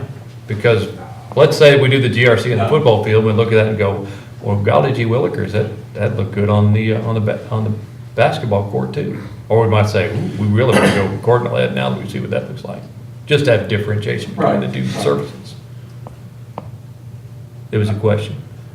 I can't imagine, I'd say if we had an answer by August or something like that, we'd be okay. So the bleachers sooner, the exact painting of the court later. Right. Okay. I don't want to force us into having to trip all over ourselves to decide next week something we don't need to really decide till August. Right. So we're, I like the shading of the court, and I think the coaches looked at that too, right? And, yeah. So the coaches like Yeah. the red bleachers with the black GRC. The black bottom. They like red this top. design better. They like this design. Yeah. So we're gonna go with that court, but these bleachers. they asked to see because of the black that was down here on the At one court. time, that was red, and That was so red. that got changed to black, and they wanted to see what it would look like with red at the bottom versus black against that black edged court. And I think that, again, the consensus was that they wanted to stay black at the bottom and red at the top. And I think to do the black on the top, from my perspective, one of the reasons that we would consider that is that would, if there was not completely full, it would blend into the background a little bit more if that was black on the second level. That's a good point. That was a exactly- point to at least consider. Right. But it is really not the end of the world either direction. Right. It's gonna be filled with people, so. Yes, there Yeah. won't be an issue. The other thing too, and I mean, I'm Talk talking about about the second game. But we pulled the bleachers off of this so you can see that you actually got a wood cord all the way from wall to wall that the bleachers cover. When you pull those back, you've got the two cross courts that are minimal in terms of their layout, but you're seeing a full high school 50 by 84 court that's been laid out here and gets all the way over here close to where the eruption zones are on both ends, kind of a thing, okay?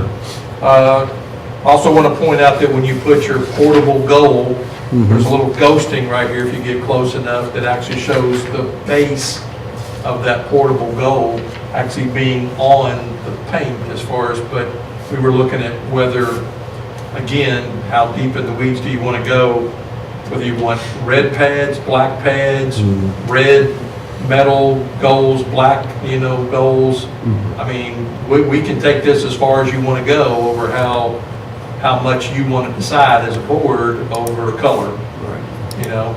And there are going to be, portable goals that'll be on the cross court that'll be stored in one of the rooms that we've created for those to then be wheeled out when you have that need to have these more for almost competition than just practice, because these things are involved in terms of bringing them out and getting them anchored. Is that a one-person job or a two-person job to move those?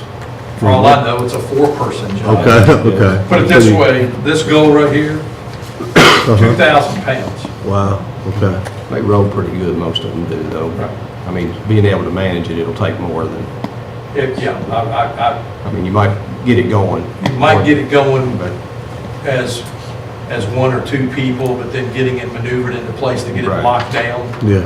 might take a little more finesse, or until, I don't know, again, not having done it myself, I'm not sure how mobile they are. I mean, I know that Larry Martin is concerned about the pathway and the fact that you have to keep those things off the playing court proper. They have to stay all the way around the perimeter, the people that are doing this, or you will quickly destroy your court if you start rolling out there Too much weight on where you're trying to play. Mr. Chris, you talked in the past, maybe we could have a college game there, for fun or something like that. Do we have enough room It's smaller than a to college tape? court. It's smaller than Right, an but do we have enough room to official tape college out a larger court on it? I don't think you Is it can do it with because your With goals power are line, set. yeah. Goals are set with anchors and Yeah. wiring and everything like that. Okay. Yeah. Okay. Yeah. We'll play behind the backboard maybe, other than that, that'd be the only way. But it's smaller, it's 10 foot shorter than an official college court. The width, I think, is the same. Same, yeah. It's 94 feet on the 10 feet shorter. cars. You could get the half court back up 10 feet and play again. Other questions? Jamie, Mr. Bowles, anything else? Good. I'll work with Ron and John Hagan on the time frame on the carpet for the turf and everything, and I'll shoot you all a text whenever I get some information about where we are, or any renderings that we might come up with the GRC and that kind of thing. I'll get all that to you.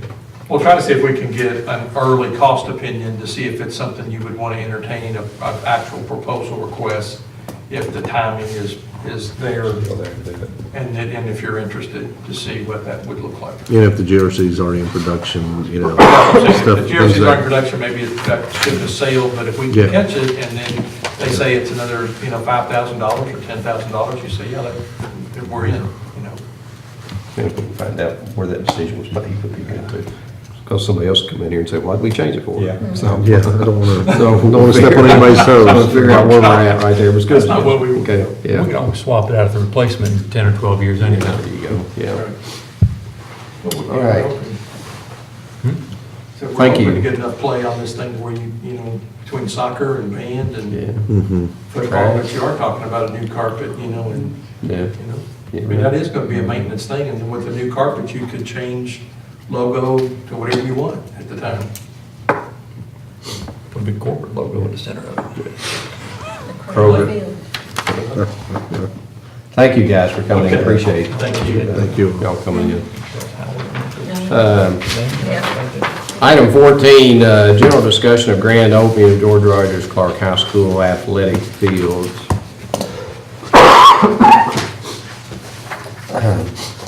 I think it's pretty obvious we want to make sure that we do have a grand opening. I'm not sure where our school officials, Mr. Christie and them, if they've talked any about this at all, or what we want to do, or whatever that. Obviously, football is the first thing that we'll be thinking about, so,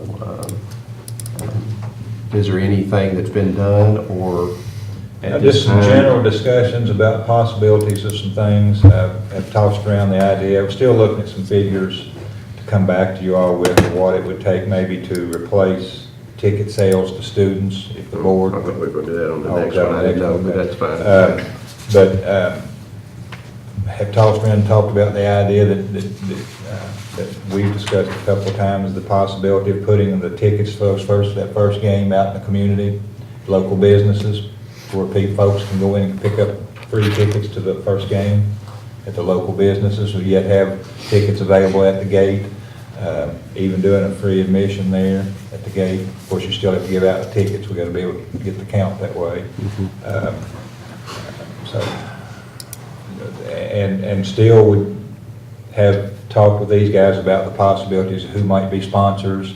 I just had another conversation with another group locally that is interested in sponsoring a game, or, financially taking over a game and sponsoring, so kind of looking at what we can do. You've got that indoor area in the actual inside of the stadium there. There's plenty of room for someone to set up, some sponsors of the game to set up things there for giveaways, but we'll be working on those kinds of things to do. It's just kind of, it's starting to hit now. It's really going to happen. We're going to have to be ready for that first game, but it's going to happen. So. I think the thing that's hurt us with football is we've scheduled, you gotta understand, we've scheduled it like over a year ago, or they worked so far in advance for football. So we did have a game, initially we had a game week 1, but when you're in negotiations with people, our team pulled out, dropped us. So we lost that week 1. We had to pick up the bye week, which was week 5, was the only team we could find to play. But in the beginning, it was gonna work out perfectly, because we were gonna open at home on the first Friday night of season. So that obviously has kind of followed through. But what we plan, working with Mr. Howard, I think we're gonna try to bring Campbell up. We're hoping to be able to, instead of playing on the September the 6th on a Friday, maybe play on a Saturday, play a little earlier, have maybe 7th and 8th grade come up and play, and make a big day out of it, and have our game after that. Long term, when the 2-year contracts are up, we're talking about trying to get back to Labor Day weekend, to where we'll have a consistent, every Labor Day weekend, we're gonna be home playing a bowl game, and then it'll be the same thing where Campbell comes up and we'll have. We even talked about having maybe an additional game, and at that Labor Day weekend, you're competing with the downtown festival, and they have something on that Friday night.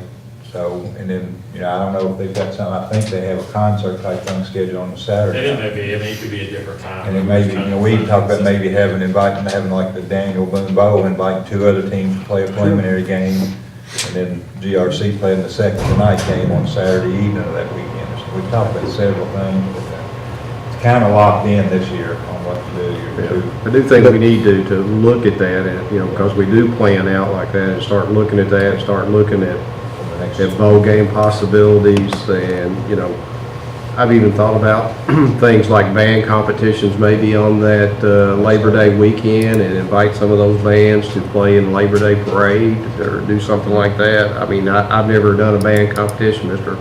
ISO's probably more familiar with that, not sure how long it takes to pull one of those off, but I've been to several band competitions, and there's an awful lot of people that come to those, and so I don't know if that's too early in the year for band competition, or if that's even something that would interest other schools or something in doing that, but I think that puts an awful lot of people in this town on that Labor Day weekend, and with a lot of things to do. I'm certainly not that expert on that. Probably early though for a band competition. Unless somebody want to do just something fun to, have like preview days for several bands in the area or something like that. Maybe a possibility, and then maybe if they wanted to march in the parade as well. I mean, I don't know. Parking spaces. We talked about how many seats are in the stadium and the gym. How many parking spaces do we have there, and is there plans to try to do set-up shuttling to Campbell, or what? We'd be remiss if we didn't talk about traffic impact. Yeah, I'd have to go back, Josh, parking. I'm trying to remember how many spaces we had. Bowen, you remember how many? It's not a lot. What do There's you a lot have? there, but I'd say there's probably over 800 there. That's what I, Yeah, I mean, I was thinking that the student lot is the larger lot than the staff lot out front. You've got the smaller lot that'll eventually be available there, which, like I said, for handicap specifically, and/or that could be controlled in terms of how you want, because we have gates that you could open and close, and what that's going to look like as far as how many people you want to let down into that VIP parking almost, that's down there by the field house. But that's a good comment. I mean, that's something I thought about as far as if you're going to shuttle back to Campbell in terms of like trying to have the other parking that would be available there to get people to GRC. and that's something we can easily do. That's not for us to pull off. That wouldn't be anything hard for us to do. We'd have a bus to transport them. But I have to go back and do some counts, but we're going to be pretty close to the same parking at that GRC that you are at Campbell. Even using that grass area there. Oh, really? Oh. I want to say there's 800 or 900 spaces at the high school. Okay. I should be able to park on sides of everything as well, just depending on how we do that. Yeah. And then there's also the, I don't think that field there, in the grass field. I mean, there could even be a way, we could even work it where we could eventually make access, that could be overflow parking on that grass field, like we do at Campbell right now there out in front of the high school. Yeah, for something like graduation. Yeah, we're gonna have, well, we know for a graduation type thing, we're probably gonna have to run some shuttles from Campbell, we know that. But at the same time, if you have, and that's 4,500 to 5,000 people. If you've got 4,500 to 5,000 people in the bleachers at a football game, it's the same issue. Yeah. I mean, it's the same. We'll have to do some counting of spaces. For the most part, I can't believe that we can't handle the parking at GRC right now. Yeah. I hope. Hope that becomes an issue. I hope that it comes Yeah, to good. it. Back to just like the grand opening, my suggestion would just be like for Mr. Bowen, Mr. King to probably get, with some of these booster parents, because they're the best in the world about setting up things, and, see about renting tents and things like that for the grand opening right there for the first night, what we want to do in there, sponsorships, maybe talk to the Chamber of Commerce about having people from the town, set up anything. I mean, great opportunity. I mean, you've got that huge track around there that people could bring in signs or whatever if they wanted to be a part of it that we could put up during that time. So I would suggest just working with community and booster parents on how we want to do that, and us just keep coordinating back, and we'll do well at this football, and then we'll work on basketball based on that. So, but I know there's going to be enough quality people in Booster Club and even at the high school that will know how to set up a good grand opening for this thing, and make sure we have city officials and county officials and people like that there, and things like that. But, But, you know, it really needs to be good when we open it up and having people in there and finding ways to get them in. And it kind of runs in, you know, Mr. Christie did about the number 15, the general discussion of athletic costs. And we've thrown that idea around, you know, our students have waited a long time for these athletic facilities of just allowing students next year to get into every event for free next year. And I know, you know, you got two guys back there saying, you know, how are we going to control this? So, you know, that's what, you know, we probably need to leave it up. Because you can't just have a situation where students can walk in, walk out, walk in. You know, that can't happen because that's just a nightmare for supervision if that happens. But, you know, I think it would be great if we opened everything up.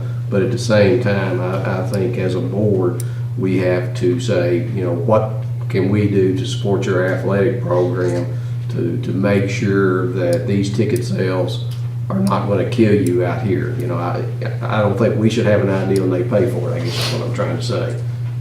But I think it would be really great as, you know, I know student support, you know, might be down a little bit. A lot of that, we can't have pep rallies, we can't have those type of things. And just something to kind of build that back up to where students are going to come out and making sure we have things for students as well at that time. But I think one thing that we can do is support them and try to get students in for free for everything. You know, I don't care if it's volleyball or whatever for that year, but, you know, there needs to be some sort of, you know, maybe they want to give tickets out of school, they got to pick a ticket up, and we still run a ticket booth there that night. If you don't have a ticket, you got to buy one to get in. I don't know. You guys need to just figure out how we do that, but we as a board need to talk about what those kind of costs are. I've kind of asked Mr. Christie to get with these guys to see, you know, what we're looking at gate prices. You know, we talked about letting the whole community in free for the first game. We talked about, you know, taking those tickets out to businesses and having businesses promote our schools and give away the tickets at the time and be able to come into the games for free that first. At that same time, that puts a lot of people in local businesses too. Mhm. Right, So yes. It goes both ways. And I mean, they can advertise that too, you know, come in, you know, here and, you know. It gives it opportunity for the local businesses to start back in some, you know, athletics that they may never have done before and may want to, you know, advertise on you know, the new That's what it scoreboard was as with well. one in particular that I talked to on Friday. They had never done that, but they're extremely interested in supporting, you know, taking one game and doing everything, supporting all the costs of that particular game, taking all that off the school. Maybe we want to look at a special ticket for that game that people can keep and that we would, you know, use, and maybe even put a plaque up in the football. This is your first ticket in or something. I can't imagine what that first program's gonna look like. Think about who would wanna, you know, whatever, publishing, you know, somebody that printing or something like that would wanna like volunteer to print that first program with the special feature. And I know we talked about some things about having the drone take pictures as the team's running out the first time, possibly selling a print of that and putting that up somewhere. That I think that would be special as well. And so I think there's some really good ideas that I've heard from other, these are not mine, I've heard people chime in on these, and I just think if we get some people together, you know, something like the Hall of Fame, but just not as formal as that, but just, you know, what can we do, and what are we gonna look at? 'Cause I think we'll have a lot of people that'll want to sponsor. I think soft drink companies will want to be a part of it. I really do. I just think there's gonna be a lot of, we might even get kettle corn to come out. It's not like it's hidden, you can't drive down 637 without seeing, you know.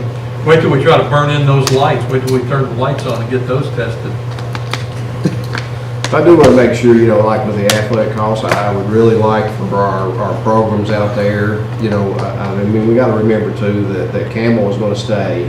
You know, there's a lot of equipment that's there, you know, keeping it there at Campbell, buying new equipment for our people out there, what we're looking at it costs for keeping equipment there, making sure that, you know, that people know that we've got a top-rated program, what the costs are going to be involved in those things, you know, what we have to do back for Campbell to help them out to make sure that they're where they should be. You know, I think there are a lot of things that this board needs to consider over the next couple of months about how we're going to support this and and just what we're gonna put into it. I still think we're in a very good position financially. I'm not for throwing money away, but then again, this is a long overdue facility. Is it all right if I talk about the Daktronics and the resolution a little? I don't think so, yeah. In our talks with Daktronics, with the scoreboard equipment, when we started out, y'all, Ashley was, I think, on the board probably, I don't know if you were even, I know when I was having to go to the state board to get special permission from them, even to build it, and they were calling it Rupp Arena East. I mean, that's what they kept referring to us at KD, was you're building Rupp Arena East over there. Working with the scoreboard company, the lines of resolution right now on the scoreboards themselves, the big electronic boards, they're about 10 lines. Since we started this project, technology has improved to the point to where we're now looking at the same price, we're looking down at about a 5 point, the lower it goes, the higher quality resolution it is on these scoreboards and the videotronics and everything that goes on, and we're down to about a 5.9. Now, they're going to present us with an option to upgrade to a 3 point something. I will tell you that Rupp Arena is only at 6. So our scoreboards, I'm going to call them KD and quit calling us Rupp Arena East. I'm going to tell them we're better than that. Our resolution is going to be better than what it is at Kroger Field or I mean, that's that possibility. That's the newer equipment. So the options on this stuff, and it's going to be something else to consider when you look at, I don't know what kind of a cost they're going to come back with to upgrade that 3, which is the top. And I think you're going to see the quality of all of these are going to start going there. So it's an opportunity to, once again, to stay ahead of everything else, stay ahead of it. But that was pretty neat to hear them talk about that they're going to be able to upgrade us to that higher resolution than what you see on the scoreboards when you go in Rupp. The scoreboards, though, right now are not part of the project. No, they're They not. are slated to be potentially a sponsorship opportunity, right? Some opportunities there, Okay. yes. Scoreboard sponsorship opportunity, weight equipment also? Well, but we're using up some sponsors on scoreboards for football and basketball, and with all these things that we're doing, we're open for more sponsors if there are any out there.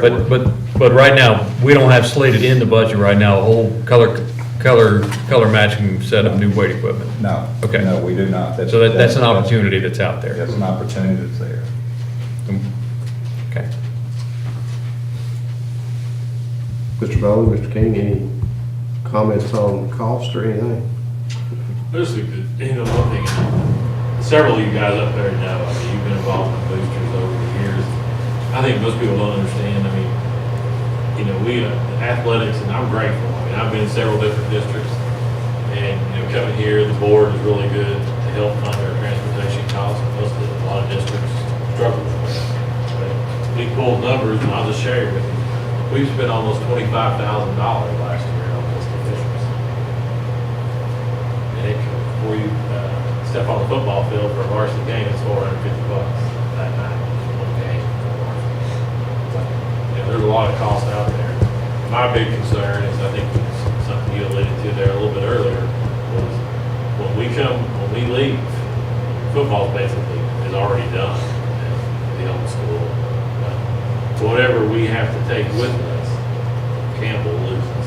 There's most of that stuff we share. There's a lot of things we've got to address. One is like the sleds. The same sleds don't work on turf. They work on the grass. So that's, then we've got to equip the track. There's a lot of hurdles and mats. So there's a lot of things coming up that we've got to get focused in on, especially the football. Football is going to be relatively the same. There's a lot of equipment out there. I welcome the idea. I mean, we've talked about students. I'd love to get past that hurdle. Our idea has been it would help us in the cafeteria too, is you've got to have your student ID. You come in with a valid student ID, that's your ticket into the ballgame. And that way it gets kids always carrying that ID, so when they go through, they can scan it, and it just helps speed up everything else. So, but yeah, we would welcome students free. I think it would be great. So would the students need a ticket or just bring their ID? I think as long as they've got their current school ID, that's all you got to have to do. In my opinion, so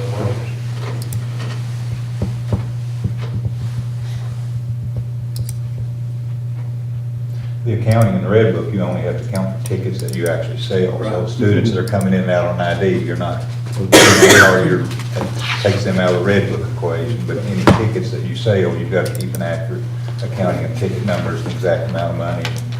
That would be a little bit of concern though, about them leaving and coming back all the time. If they had that ID, I don't know, you know, how you would go about that. I mean, to me, just being in your spot before, that could be a nightmare.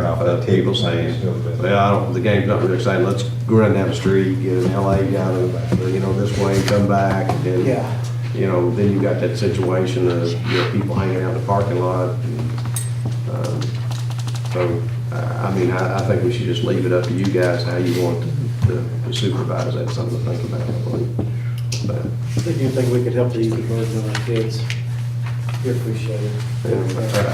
I'm sure they will next year, and hopefully we can build up some pretty good support of just, you know, come and support our teams, and, you know, they don't have to worry about that cost. And I found in the past, when I did some things like that, about letting students in free, that a lot of times, mom and dad will come along, just because the kid said that, you know, I can get in free, don't have to worry about that. And, you know, you get in free, you buy 2 hot dogs. So, I mean, there's a lot of good stuff that comes out of it, really. And when you mentioned earlier, school spirit, rallies and things like that, I mean, the price of those tickets is a hindrance on our kids. Really, yeah, I just think that it increases our school spirit, it will increase our attendance, and we'll pick up some people along the way because those kids get in free. You know, you got to think of it this way. You know, when I was in school, in the fall, you went to a football game, so you paid $3 or $2, whatever it was, to get a football. Now you got soccer in the fall, you've got football in the fall, you got volleyball in the fall. So if you want to have school spirit, I mean, and there's 3 games that week, that's $15 for you right there, and not counting a parent or anything else. So I mean, it's, you know, there's a lot more sports, and you want kids to come to all those things, but after a while, that does get pricey. And, you know, basketball, you have girls basketball, boys basketball, and, you know, it's just the whole thing, so. Gentlemen, question, in the BG1 for the stadium, there was a little under $250,000 for equipment and furnishings. Off the top of your head, what is included in that? Because we were talking about track equipment and other things. Well, actually, that's the gym. So there's that goals. Actually, that is a line item that is totally discretionary. The bonds were sold for that. There's nothing that we have bid that's using any of that money. So that's all available for the district to determine how you would like to spend that budget. Okay, is there any critical things that have to be in there? Goals will probably be good. Grooming equipment for the turf that's included in the bid process, it's with the turf, so the groom. Goals are in the bid. But in the 242, is that completely open at this point in time? To my understanding, yes. Okay. We haven't utilized any of those funds. So if we're trying to figure out, you know, we can't get enough sponsorship for a scoreboard or weight equipment or something like that, we've got some fungible money in there to maybe make that happen. I also would just comment on that, since it's in there, that I'm sure there's a list of equipment that the coaches have requested or are requesting. It'd be good to start evaluating that to see what we can do, since that money is it's a line item. Because I know that one sled came up last year, but, you know, going to the turf was no use buying a new sled for, you know, knowing that another sled was going to be purchased. So, and I know those aren't cheap. And I know, you know, so, you know, whatever, you know, the teams may need, surely there's a punch list that can be provided. We can utilize those funds. Because it's not earmarked for anything? You know, like I say, at the football stadium, we actually already include a pull-behind groomer and magnet and everything like that for like trying to groom the field. But no, we don't have a gator or any kind of actual tractor or any with turf tires and all that stuff. So that's where you can decide whether some of the monies for the gym at, you know, stadium, any equipment item there. I'll tell you that for the softball, baseball, have kind of a similar situation where with the natural turf, we've got like a magnet and another groomer. We have equipment to groom the field house fields and then, to film.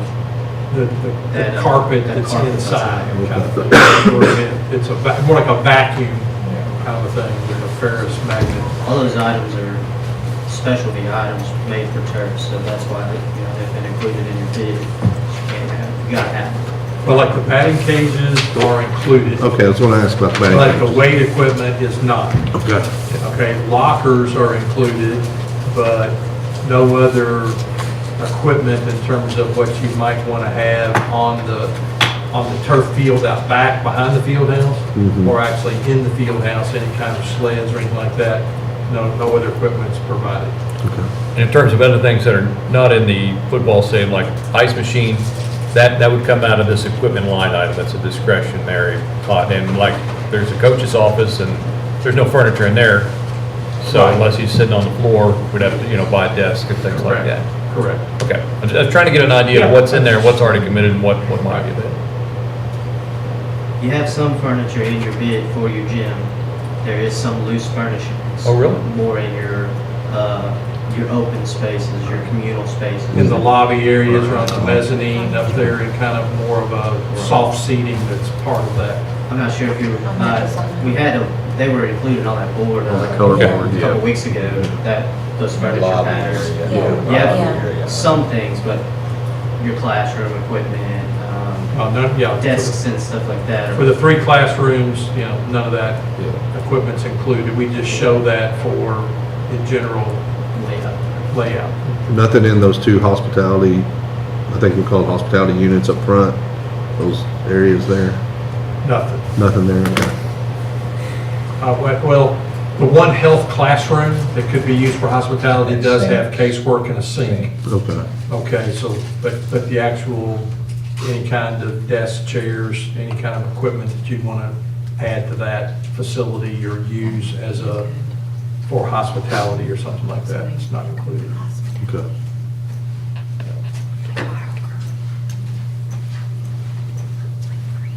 I'll just share this real quick, because Mr. Christie mentioned in our base bid, we did have a camera.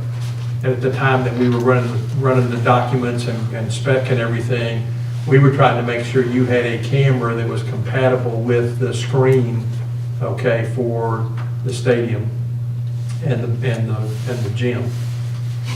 Now we're talking about upgrading all of this to where there's conversation about getting with New Tech that has that bid and having a conversation with them about upgrading that camera to be the right resolution, potentially be wireless, have all kinds of other capabilities to match more where we're trying to go with things, with Daktronics trying to provide the level of, resolution and stuff that's going to be available. So pretty exciting, with what's going to be there. Even conversation about, Daktronics was asking about any classes or any students that want to create some kind of between a class curriculum item or a club that would be about media production, the graphic arts and, TV. I know that's a program that's out there. Saw a special, Texas is really big about that. They end up with Texas because of the football crazy. They actually have students that are running incredible pregame, halftime shows in those stadiums, and you're going to have that capability to run some of that on the screen, on the monitors and stuff like that for both the stadium Mr. football. Bowen's already been working on, we're looking at a curriculum for media and looking at turning that into a class and making that a whole class production. That'd be a part of the class. Students would run a lot of this media productions at athletic events. So part of the equipment might be another camera, Yeah. a second camera. Other questions on athletics? We've been a good discussion. All right. I guess that does it for you guys, I guess. Okay. Thank you. Thank you. Yeah, thank you all. Thank you for coming. We'll talk tomorrow. Okay, we'll talk tomorrow. Item 16 is this discussion of superintendent evaluation. I have given you a packet. I think Arlene went ahead and put it in the packet. The packet you have here is Mr. Christie's evidence for the standards that are on here. Jamie, that was my paper. Sorry, Gordy. Did you just throw my paper away? It looks like that's for me.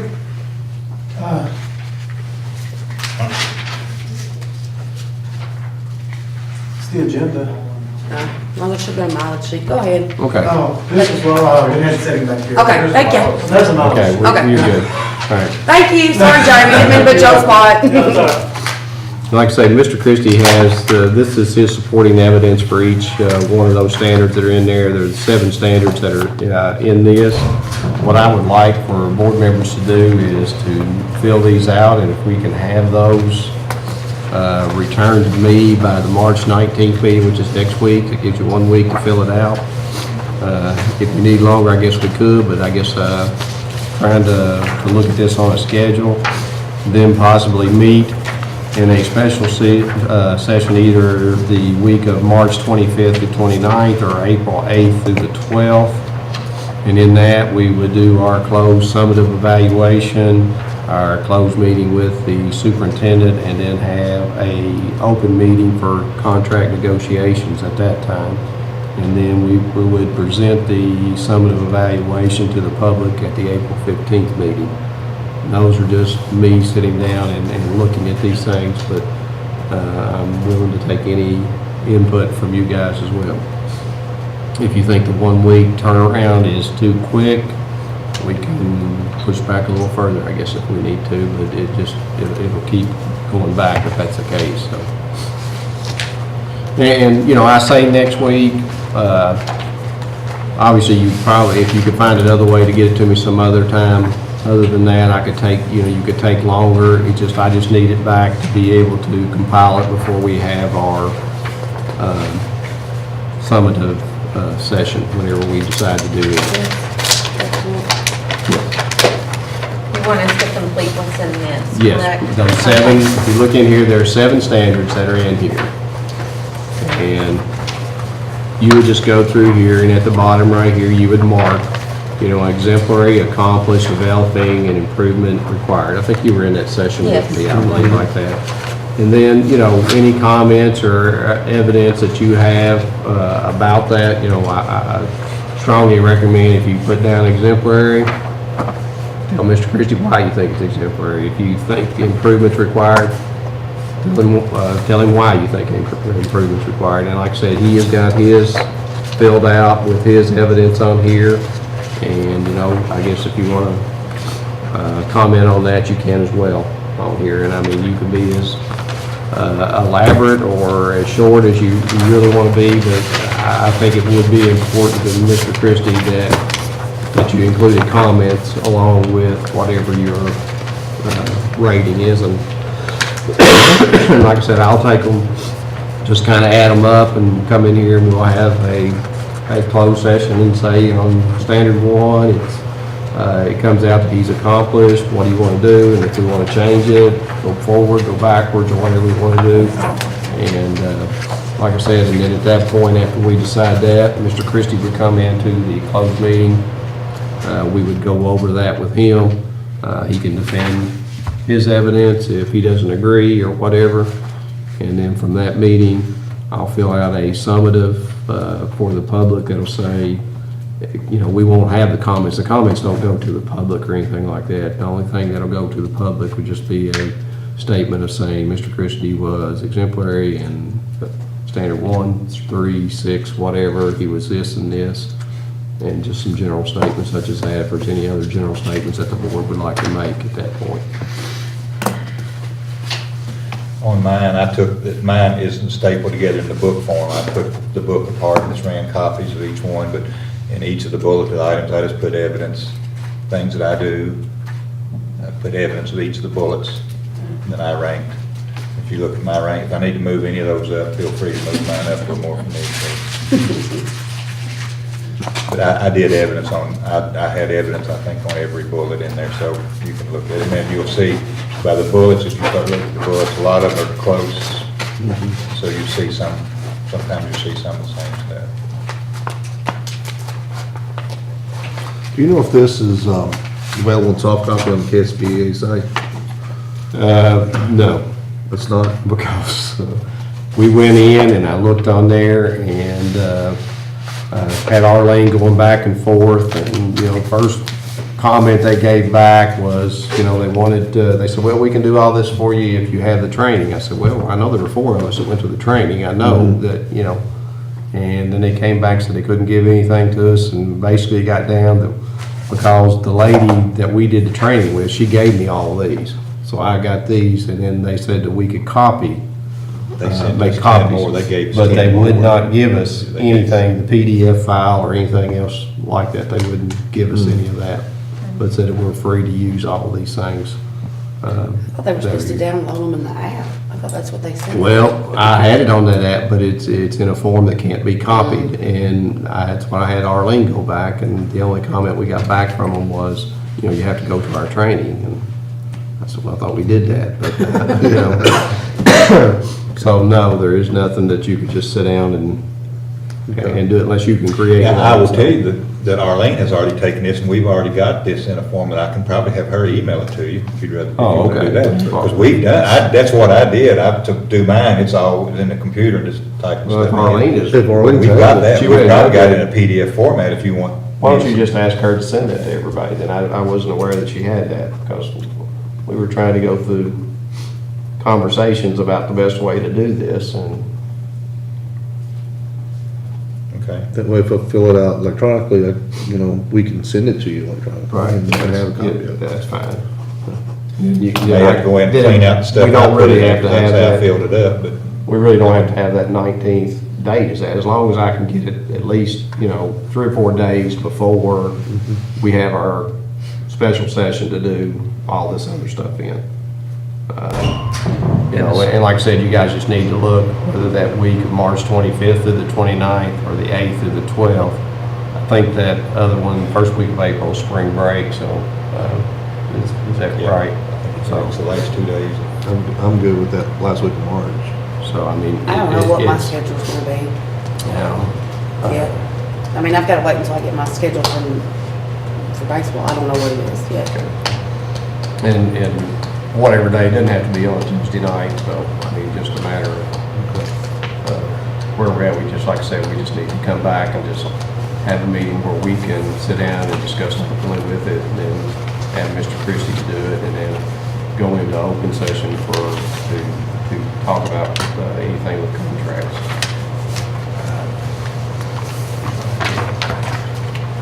You got anything? No, I was just looking at that 23rd, it just hit me that Saunders having ankle replacement surgery on the 23rd, and I thought that was but that's the 4th.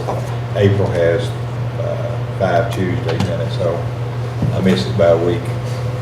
I'll probably be looking to get out of the house, so. But just kind of think board about meeting some of will be all those right that dates, some of those dates for a special session, then next week when we have our regular meeting, we'll talk about when we can come back in for that.